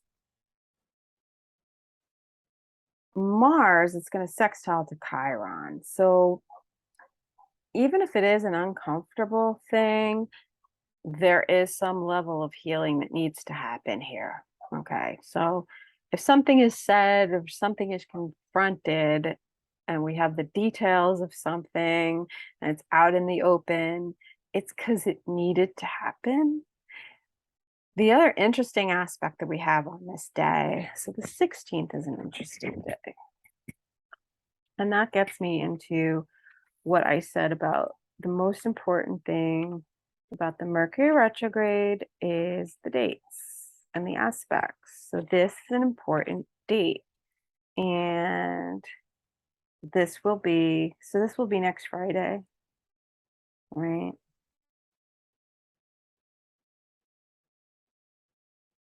So we've got the moon in Gemini,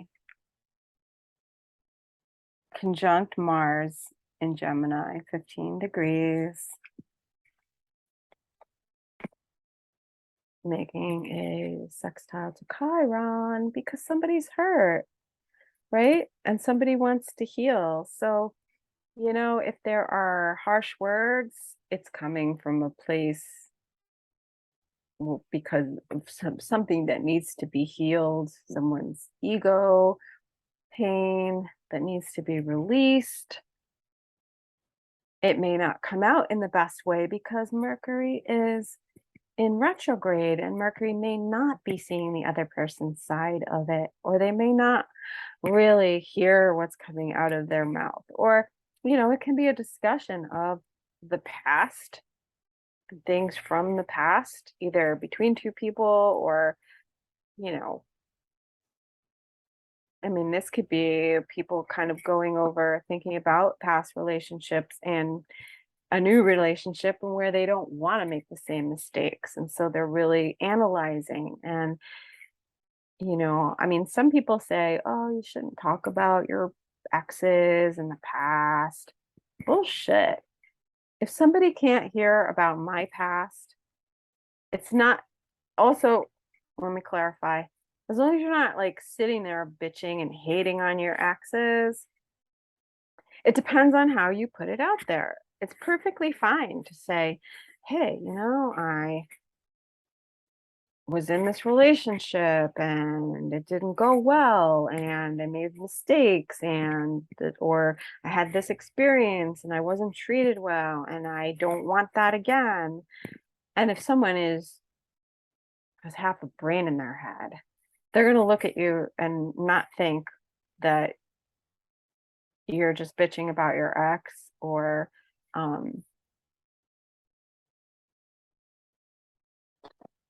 anyway, my thinking is they should look at that and say, oh, okay, that person doesn't want to be treated that way, so I better make sure that I'm not inadvertently treating them that way.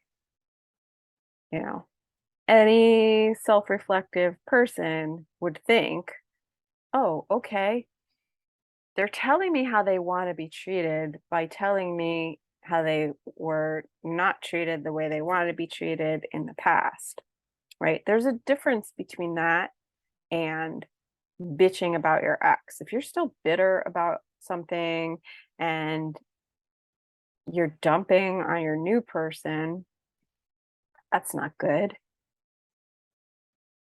But it is healthy to be able to share your past experiences and what you learned from them because it's part of who you are. And if you can't talk to a partner about your past relationships without them having a problem with it, then they're either insecure or they're a bit narcissistic and they don't really want to get to know you on a deep level.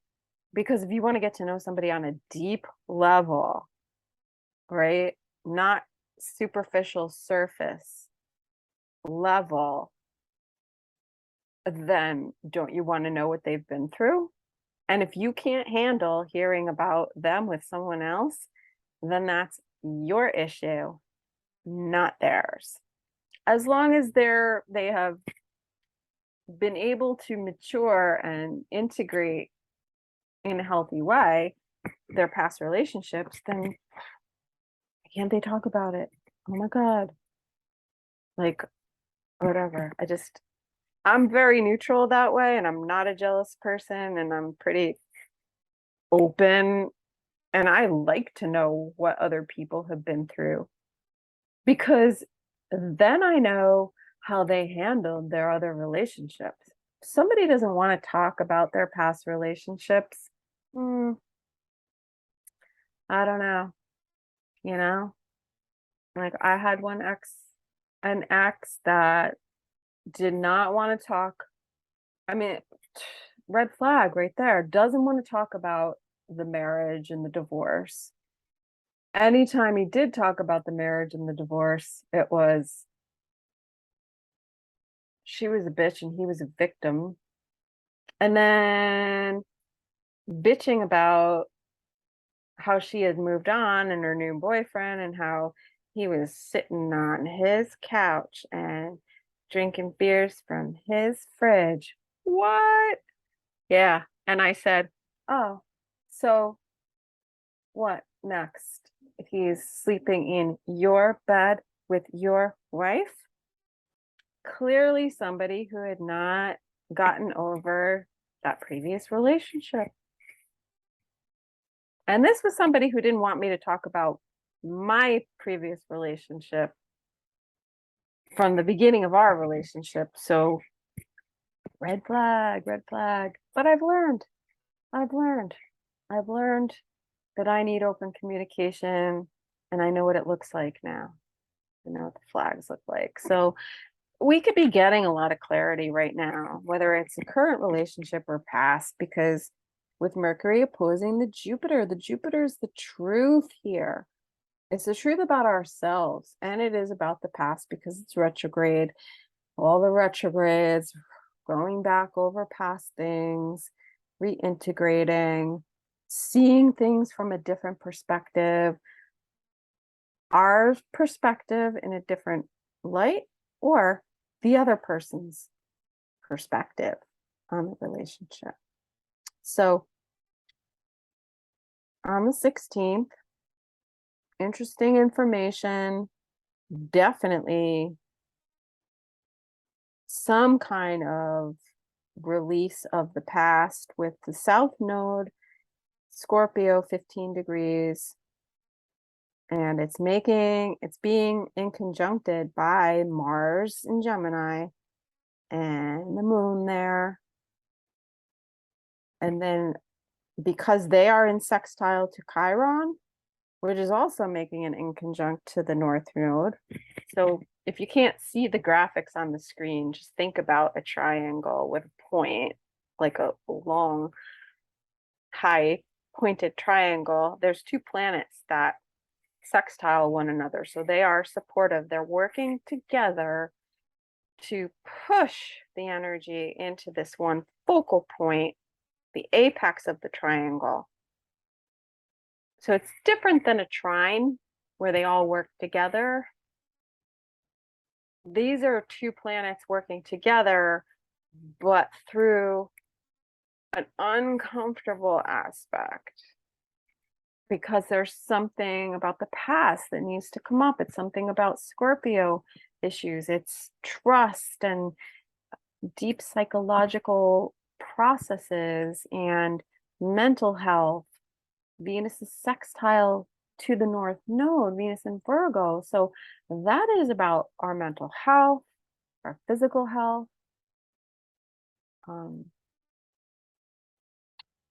relationships, and looking at the past, the South Node, the past, and releasing. The releasing is happening through the South Node.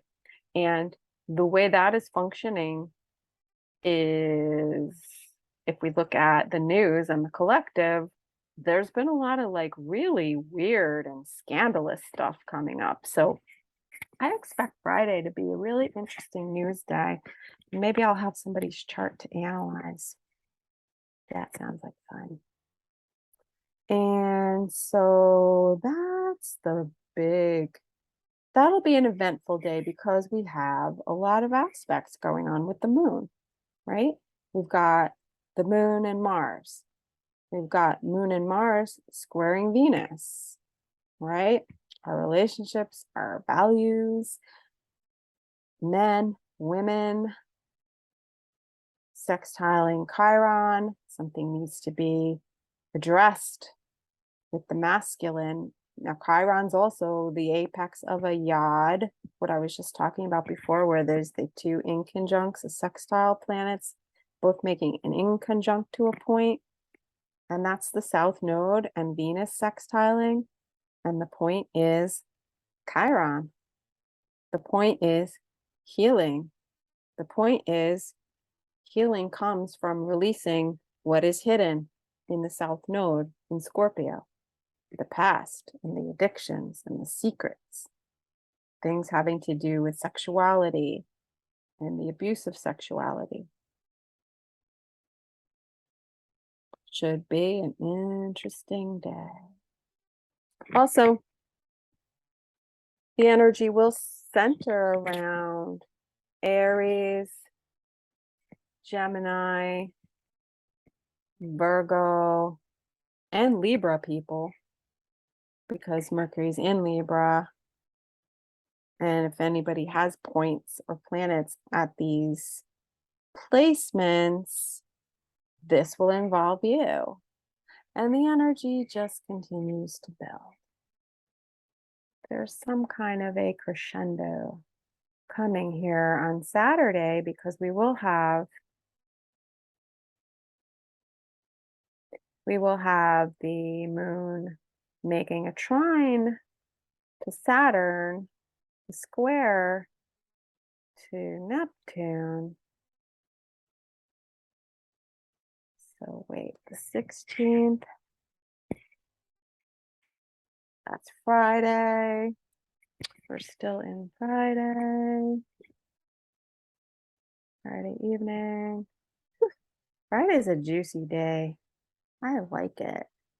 I like when shit pops off. I get bored. So really late into the evening, things start to stabilize where the moon makes a trine overnight to Saturn from Gemini, 19, 20 Gemini to 20 Aquarius, where Saturn is. So there's some sort of level of stability, of hopefully taking responsibility, being accountable, maybe for things in the past. Maybe if we're not getting information from friends or through social media or any kind of media, maybe we're like going over the two sides of the story within ourselves. But socially, like from a social aspect, it looked like a good like party weekend anyway. Friday into Saturday. Saturday's the 17th. So we're looking at a 5-day on Saturday, the 17th. Overnight, we have some sort of stability and accountability being reached. And then we start the day off with that kind of energy. And then as we move through the day, the moon starts to square Neptune, and we're seeing something that we didn't see before. There are details coming out that we didn't know. Like maybe something goes down on Friday, and then we're hearing about it the next day on Saturday. And 5 is pretty chaotic and unstable and denotes change. So we hear about some things that are going on. Maybe we hear two sides of the story, or we're getting conflicting stories. The information and the details coming out could be tremendous. And we have the sun opposing Neptune, where Mercury was a couple of weeks ago. So there were things said and information that came out at that time. And we should rewind to make sure when that was, because that'll be interesting. So this will go back to whatever we were thinking about, talking about, hearing about, getting certain details on when Mercury was at 25 degrees of Virgo. Oops, yeah, before it went retrograde on August 20th. Do you remember what was going on around that time? Because I do. So 18, 19, 20.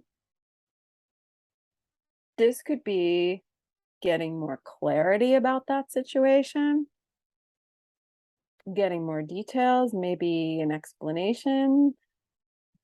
That'd be nice. I doubt I'll get that, but whatever.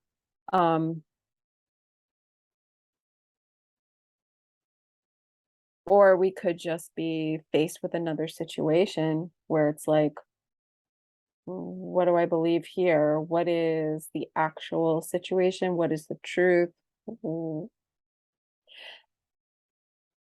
If there was a lie going on, we might see the truth. We might see the truth about a situation. We might get some information that gives us clarity about a situation because the moon is in Gemini and it is squaring that Sun and Neptune opposition. So the Sun is illuminating the details. There's analysis. It's like something happened and then there's the report comes out.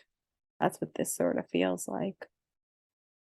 Like maybe something happened around the 20th and there's an investigation or, there's some kind of screw up and you go to the bank and you say, I don't know what's going on here, look into it. And then they come back to you around this time, finally, with the details, the full report.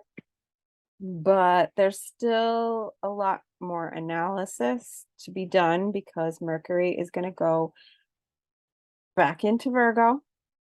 So it is coming to go over all those details because it is exposing some kind of truth here, opposing Jupiter.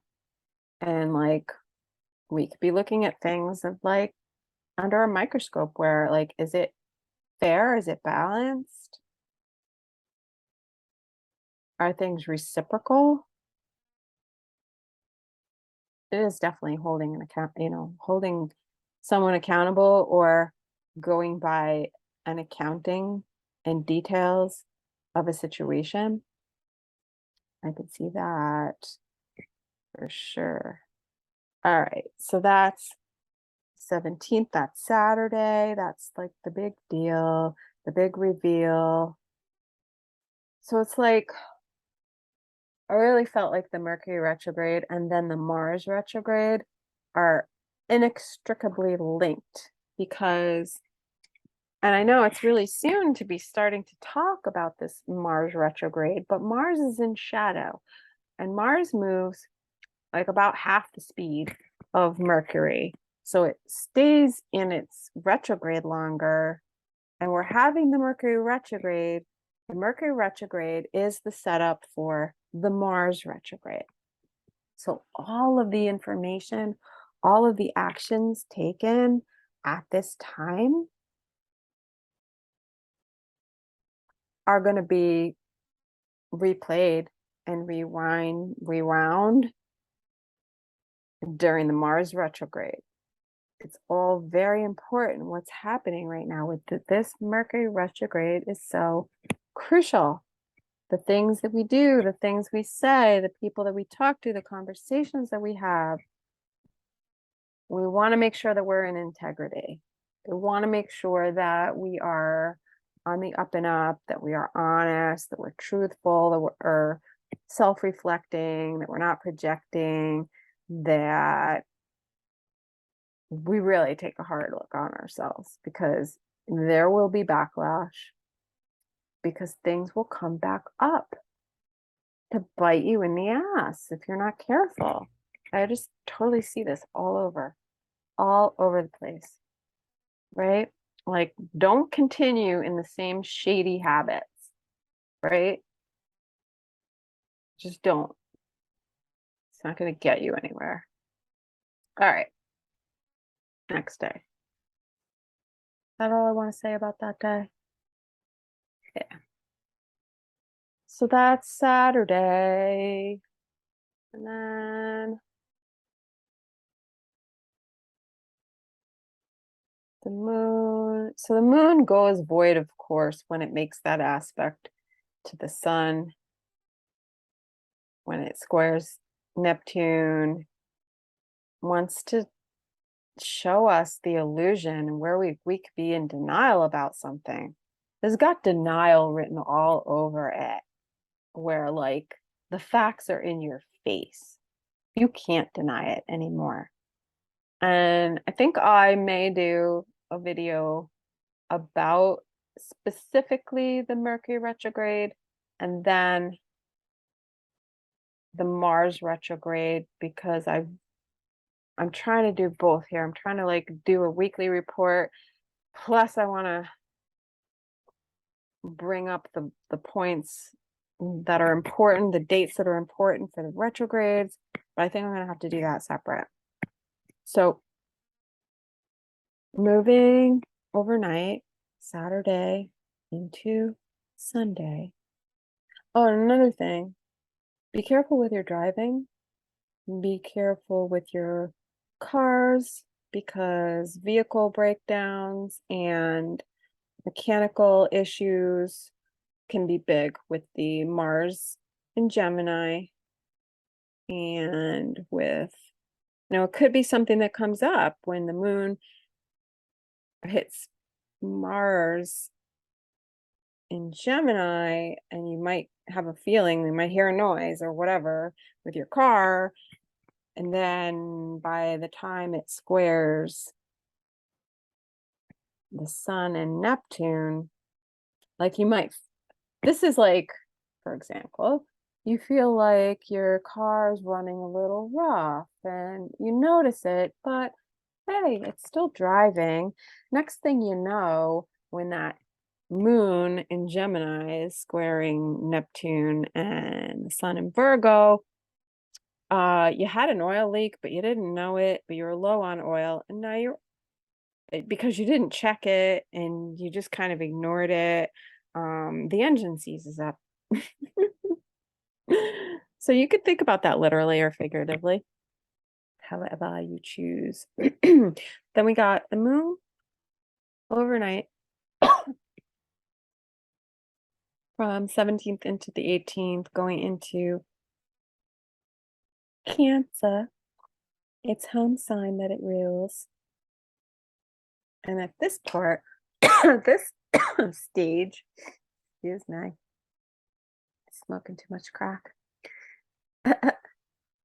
We're going to start off Sunday, which is a 6 day, right? Yeah. With the moon in Cancer, starting off the day, it'll be earlier in the day on the West Coast, early afternoon. And on the East Coast, we've got moon in Cancer, squaring Jupiter in Aries, Mercury in Libra, and Mercury in Libra and Jupiter in Aries are both retrogrades, both in retrograde. And the moon in Cancer, I mean, the first thing I thought of here was like home invasion, invading somebody's safe space, energetically or physically, crossing someone's boundaries, somebody coming back around to trigger an emotion, good or bad. Mercury retrograde, I mean, a lot of people, a lot of astrologers are like, oh, this is when you hear from your ex. This is when you hear from your ex, maybe, depending on your chart. Or like you get suddenly flooded with a memory's triggered. This is the past, right? A past issue comes up between you and someone, partner, friend, whoever, situation. You're just triggered to think back to the past where things were out of balance, things were not equal, there wasn't reciprocation, and we're processing it on an emotional level here because the moon is in its home sign of Cancer, which is about the past, right? And when they talk about exes coming back from the past or people in general coming back from the past. It does happen, but it also depends on the sign that Mercury's in. Mercury being in Libra, and that's the sign of relationships, that could be Jupiter. I mean, that could be like looking at the truth of a matter or seeing a person more accurately or our feelings more accurately. But either way, this is relational because it is the moon and it's feelings, emotions, our sensitivities, and Mercury. So it's thinking and communicating. I would say, it doesn't happen with every Mercury retrograde. That's not like standard across the board. But if there was ever the case of the X during a Mercury retrograde, this would be it. Now, I don't have any input on that situation. It all depends on your past, and it depends on how your past shows up. Like, if it's the same old shit, different day, same old approach, which in this case, I don't know. Jupiter in Aries is kind of self-centered, bravado kind of energy, and Mercury in Libra really needs to be looking at the other person's feelings and examining. The best of use of this energy is really take a good hard look at yourself, the way you approach relationships, the way you communicate. And I think the moon in Cancer is the emotional vulnerability. Because if there's no emotion there and you're not being open about how you feel and you're not willing to be vulnerable, and the moon in Cancer, there is that feeling there, but Cancer can also be very protective. So maybe looking at our feelings and, our willingness to be vulnerable, looking at the past. If you contact somebody from the past, that's your choice.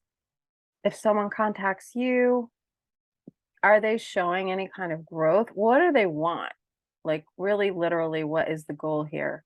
That's what I look at this and I say, what's the goal? Like, what's the end game?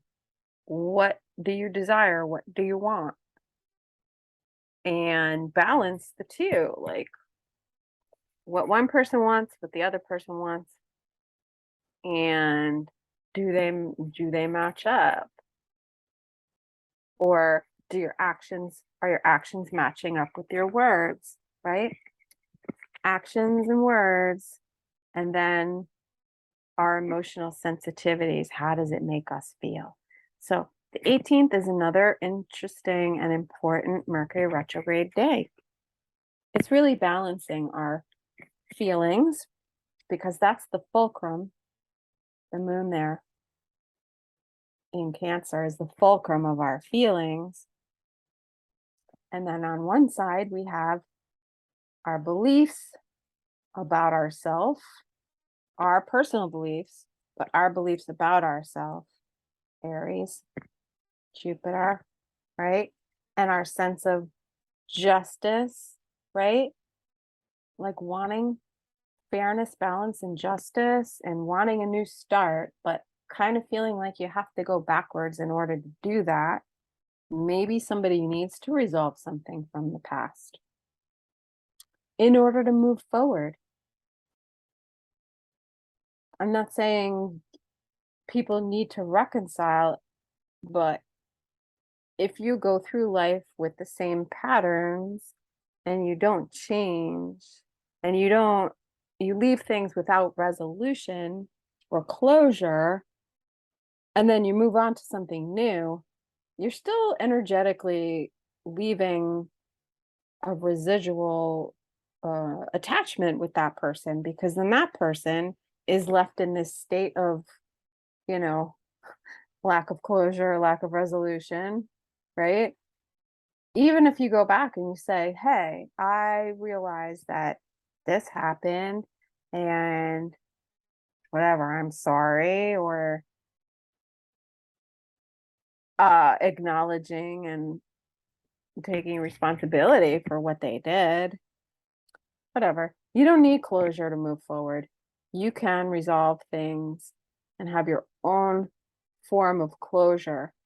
So whether this is, you know, a reconciliation or, you know, a second chance, somebody looking for a second chance. If they haven't changed and they're still coming in the same way with the same energy, then why even bother responding?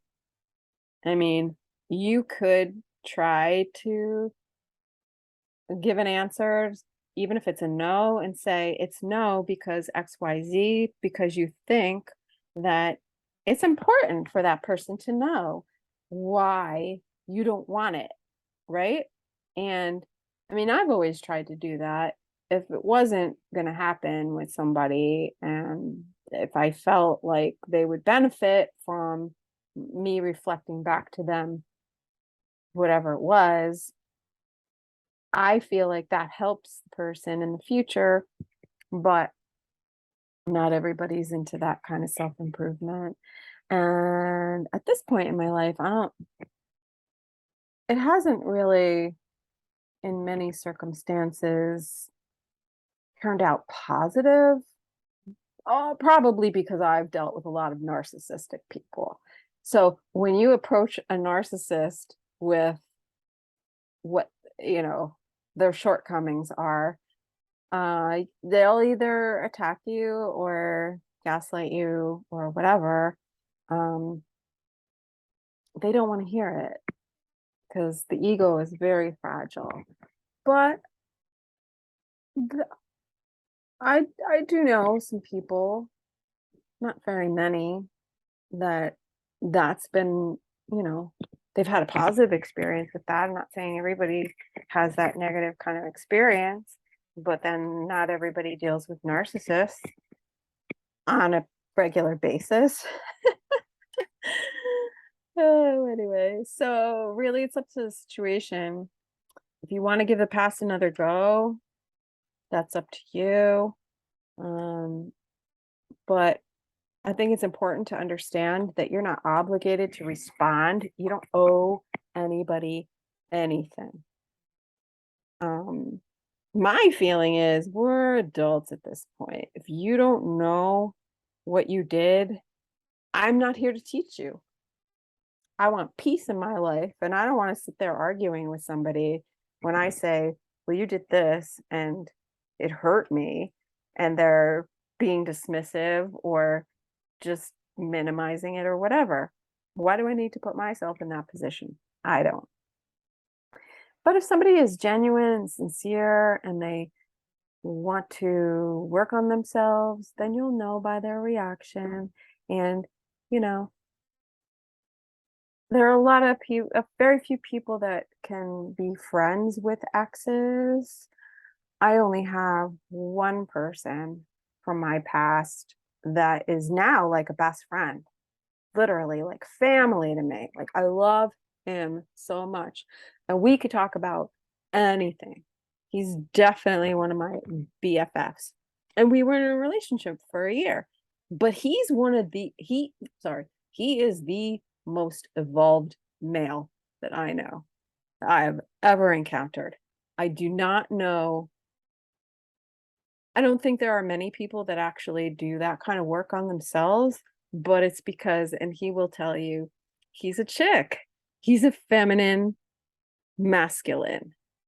He is self-reflective.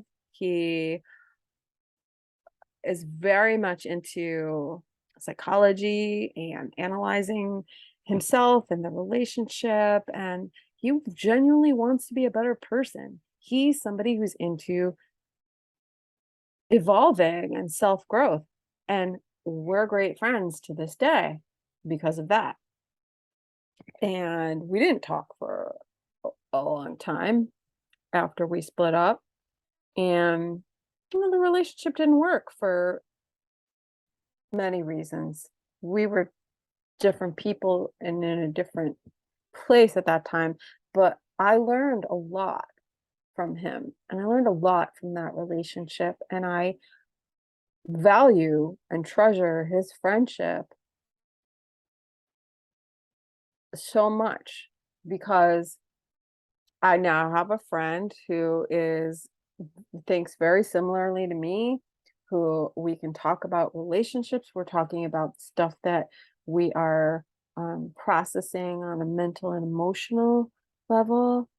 And, he's esoteric and spiritual. And ladies, he is single.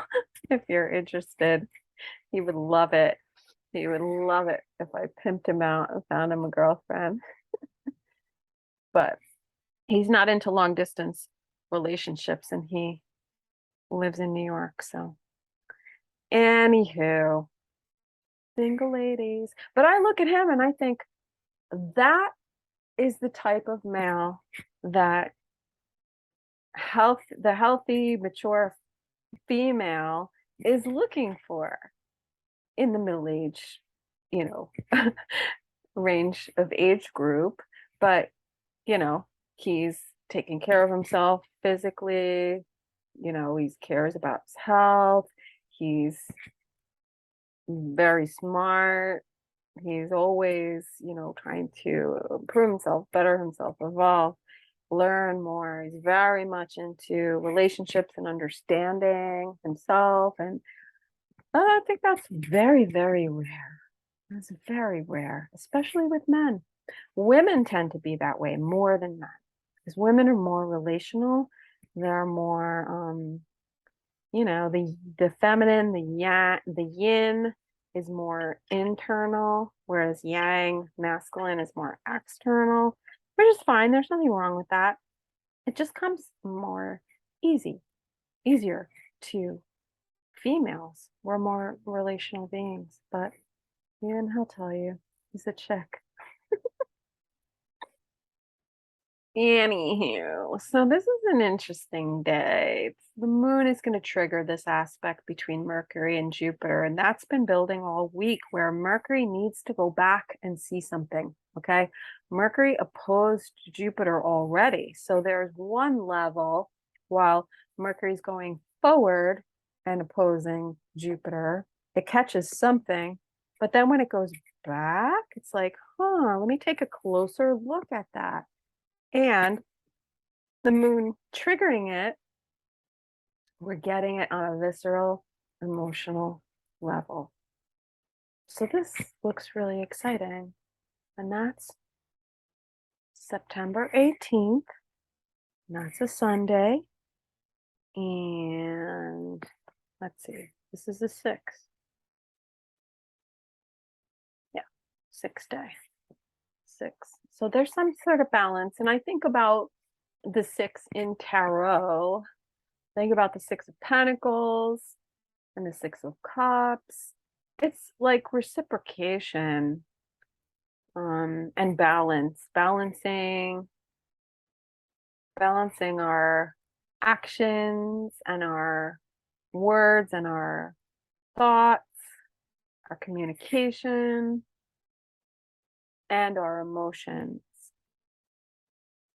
And when all those things can come into balance, then we get the 4th element, which is Earth. The Earth, that is the 6 of Pentacles, where we actually get physical reciprocation for the work that we've been doing. And that's pretty much it. Venus is still squaring Mars, Venus in Virgo. The moon is still loosely opposing Neptune. So the sun is at 26 degrees of Virgo, And we will have the fall equinox coming up where the sun goes into Libra, which will be very interesting because the sun and Mercury retrograde are going to come together, making a conjunction. And there is some interesting shifts in the balance, the direction that things are going. But it's because of all the work that we've done, all of this whole past week, all of the information sharing, communication, seeing things that we need to see, being accountable, being mature, having integrity in our communications and our relationships and the way we share information. Um, if there's any kind of data breaches, Mercury retrograde, there is a lot of spamming and scamming and computer bugs, viruses. Oh my. So be careful. It's a good time to really look at that stuff too. That's crazy.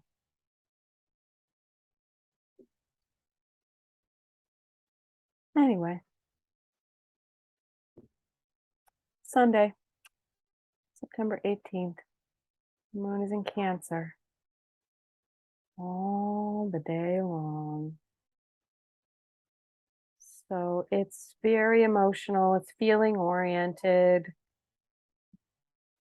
We're processing a lot of information on an emotional level, if that makes sense. It's the thoughts and the information, and then it's how we feel about stuff.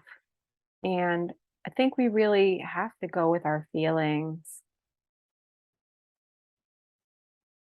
Our gut feeling will let us know, does this feel good? Do I feel safe? Does this trigger me? So when we get to Monday, which is next week, next week, the moon is going to sextile the North Node. It will sextile Uranus. It will sextile Venus. So that's helping us to assimilate and integrate all of the changes and helping us to release things from the past, places where we've been stuck. Mercury retrogrades do that because whatever it's bringing up from the past, when it does that, it's because there's still a little bit more healing to happen. And on Monday, the moon will square Chiron in the day. So it does kind of bring up a wounding and a need for further healing. But we'll get into that next week. So that is pretty much it for the week. And that wraps it up. I want to do a separate video for the Mercury retrograde. God, I want to do so much. I feel like I'm so behind these past couple of weeks with the heat and everything. It's just been fucking ridiculous. I feel so behind, but it's okay. It's okay. I'm right where I need to be. And yeah, so hopefully I'll get to that. I'll be able to record a Mercury retrograde video where I just talk about that. And then I don't know if it's too early to get a jump on the Mars retrograde, but it is a good thing because we will be able to reference it. And I can always do an update when it actually starts to see what's actually happening. Maybe that's what I'll do. Anyway, those are my plans. And I'm glad that you could join me for this episode of the weekly astrology. And just to let you know where you can find me on Facebook, I have the Astrolunachick page. I am on Instagram and Twitter. Just look for Astrolunachick. If you want a reading, the best way to book me is to email or DM if you don't have email. If it's email, send it to astrolunachick@gmail.com and I'll send you my booking information. And if you were interested in the special Mercury retrograde reading, just email me and put in the subject line reading so that I see it and I don't miss it and I don't think you're spam. And yeah, so I can send you the booking information. So yes. Anyway, find me on social media, like and follow, subscribe on YouTube, and you can ring that little bell. You can ring my bell and you will get a notification of when I upload videos. And I really appreciate you all listening and watching and following and subscribing and sharing, because sharing is caring and it means a lot. And I appreciate feedback too. I've had some really great feedback. A lot of it has been personal because it's people that I know personally, but that are listening. But then there's other people like on social media that I don't know necessarily in real life and that have been giving me good feedback. So I really appreciate that feedback. And I want to know if you like it. I want you to know, like, if you have any suggestions or if there's charts that you want me to do a breakdown of in the future, if there's anything specific that you want to look at. I would love to hear your feedback on that. Anyway, that wraps up this week's edition of Astrolunachick's Guide to the Universe, Mercury retrograde. So don't be afraid of the retrograde. Okay. Stay cool, people.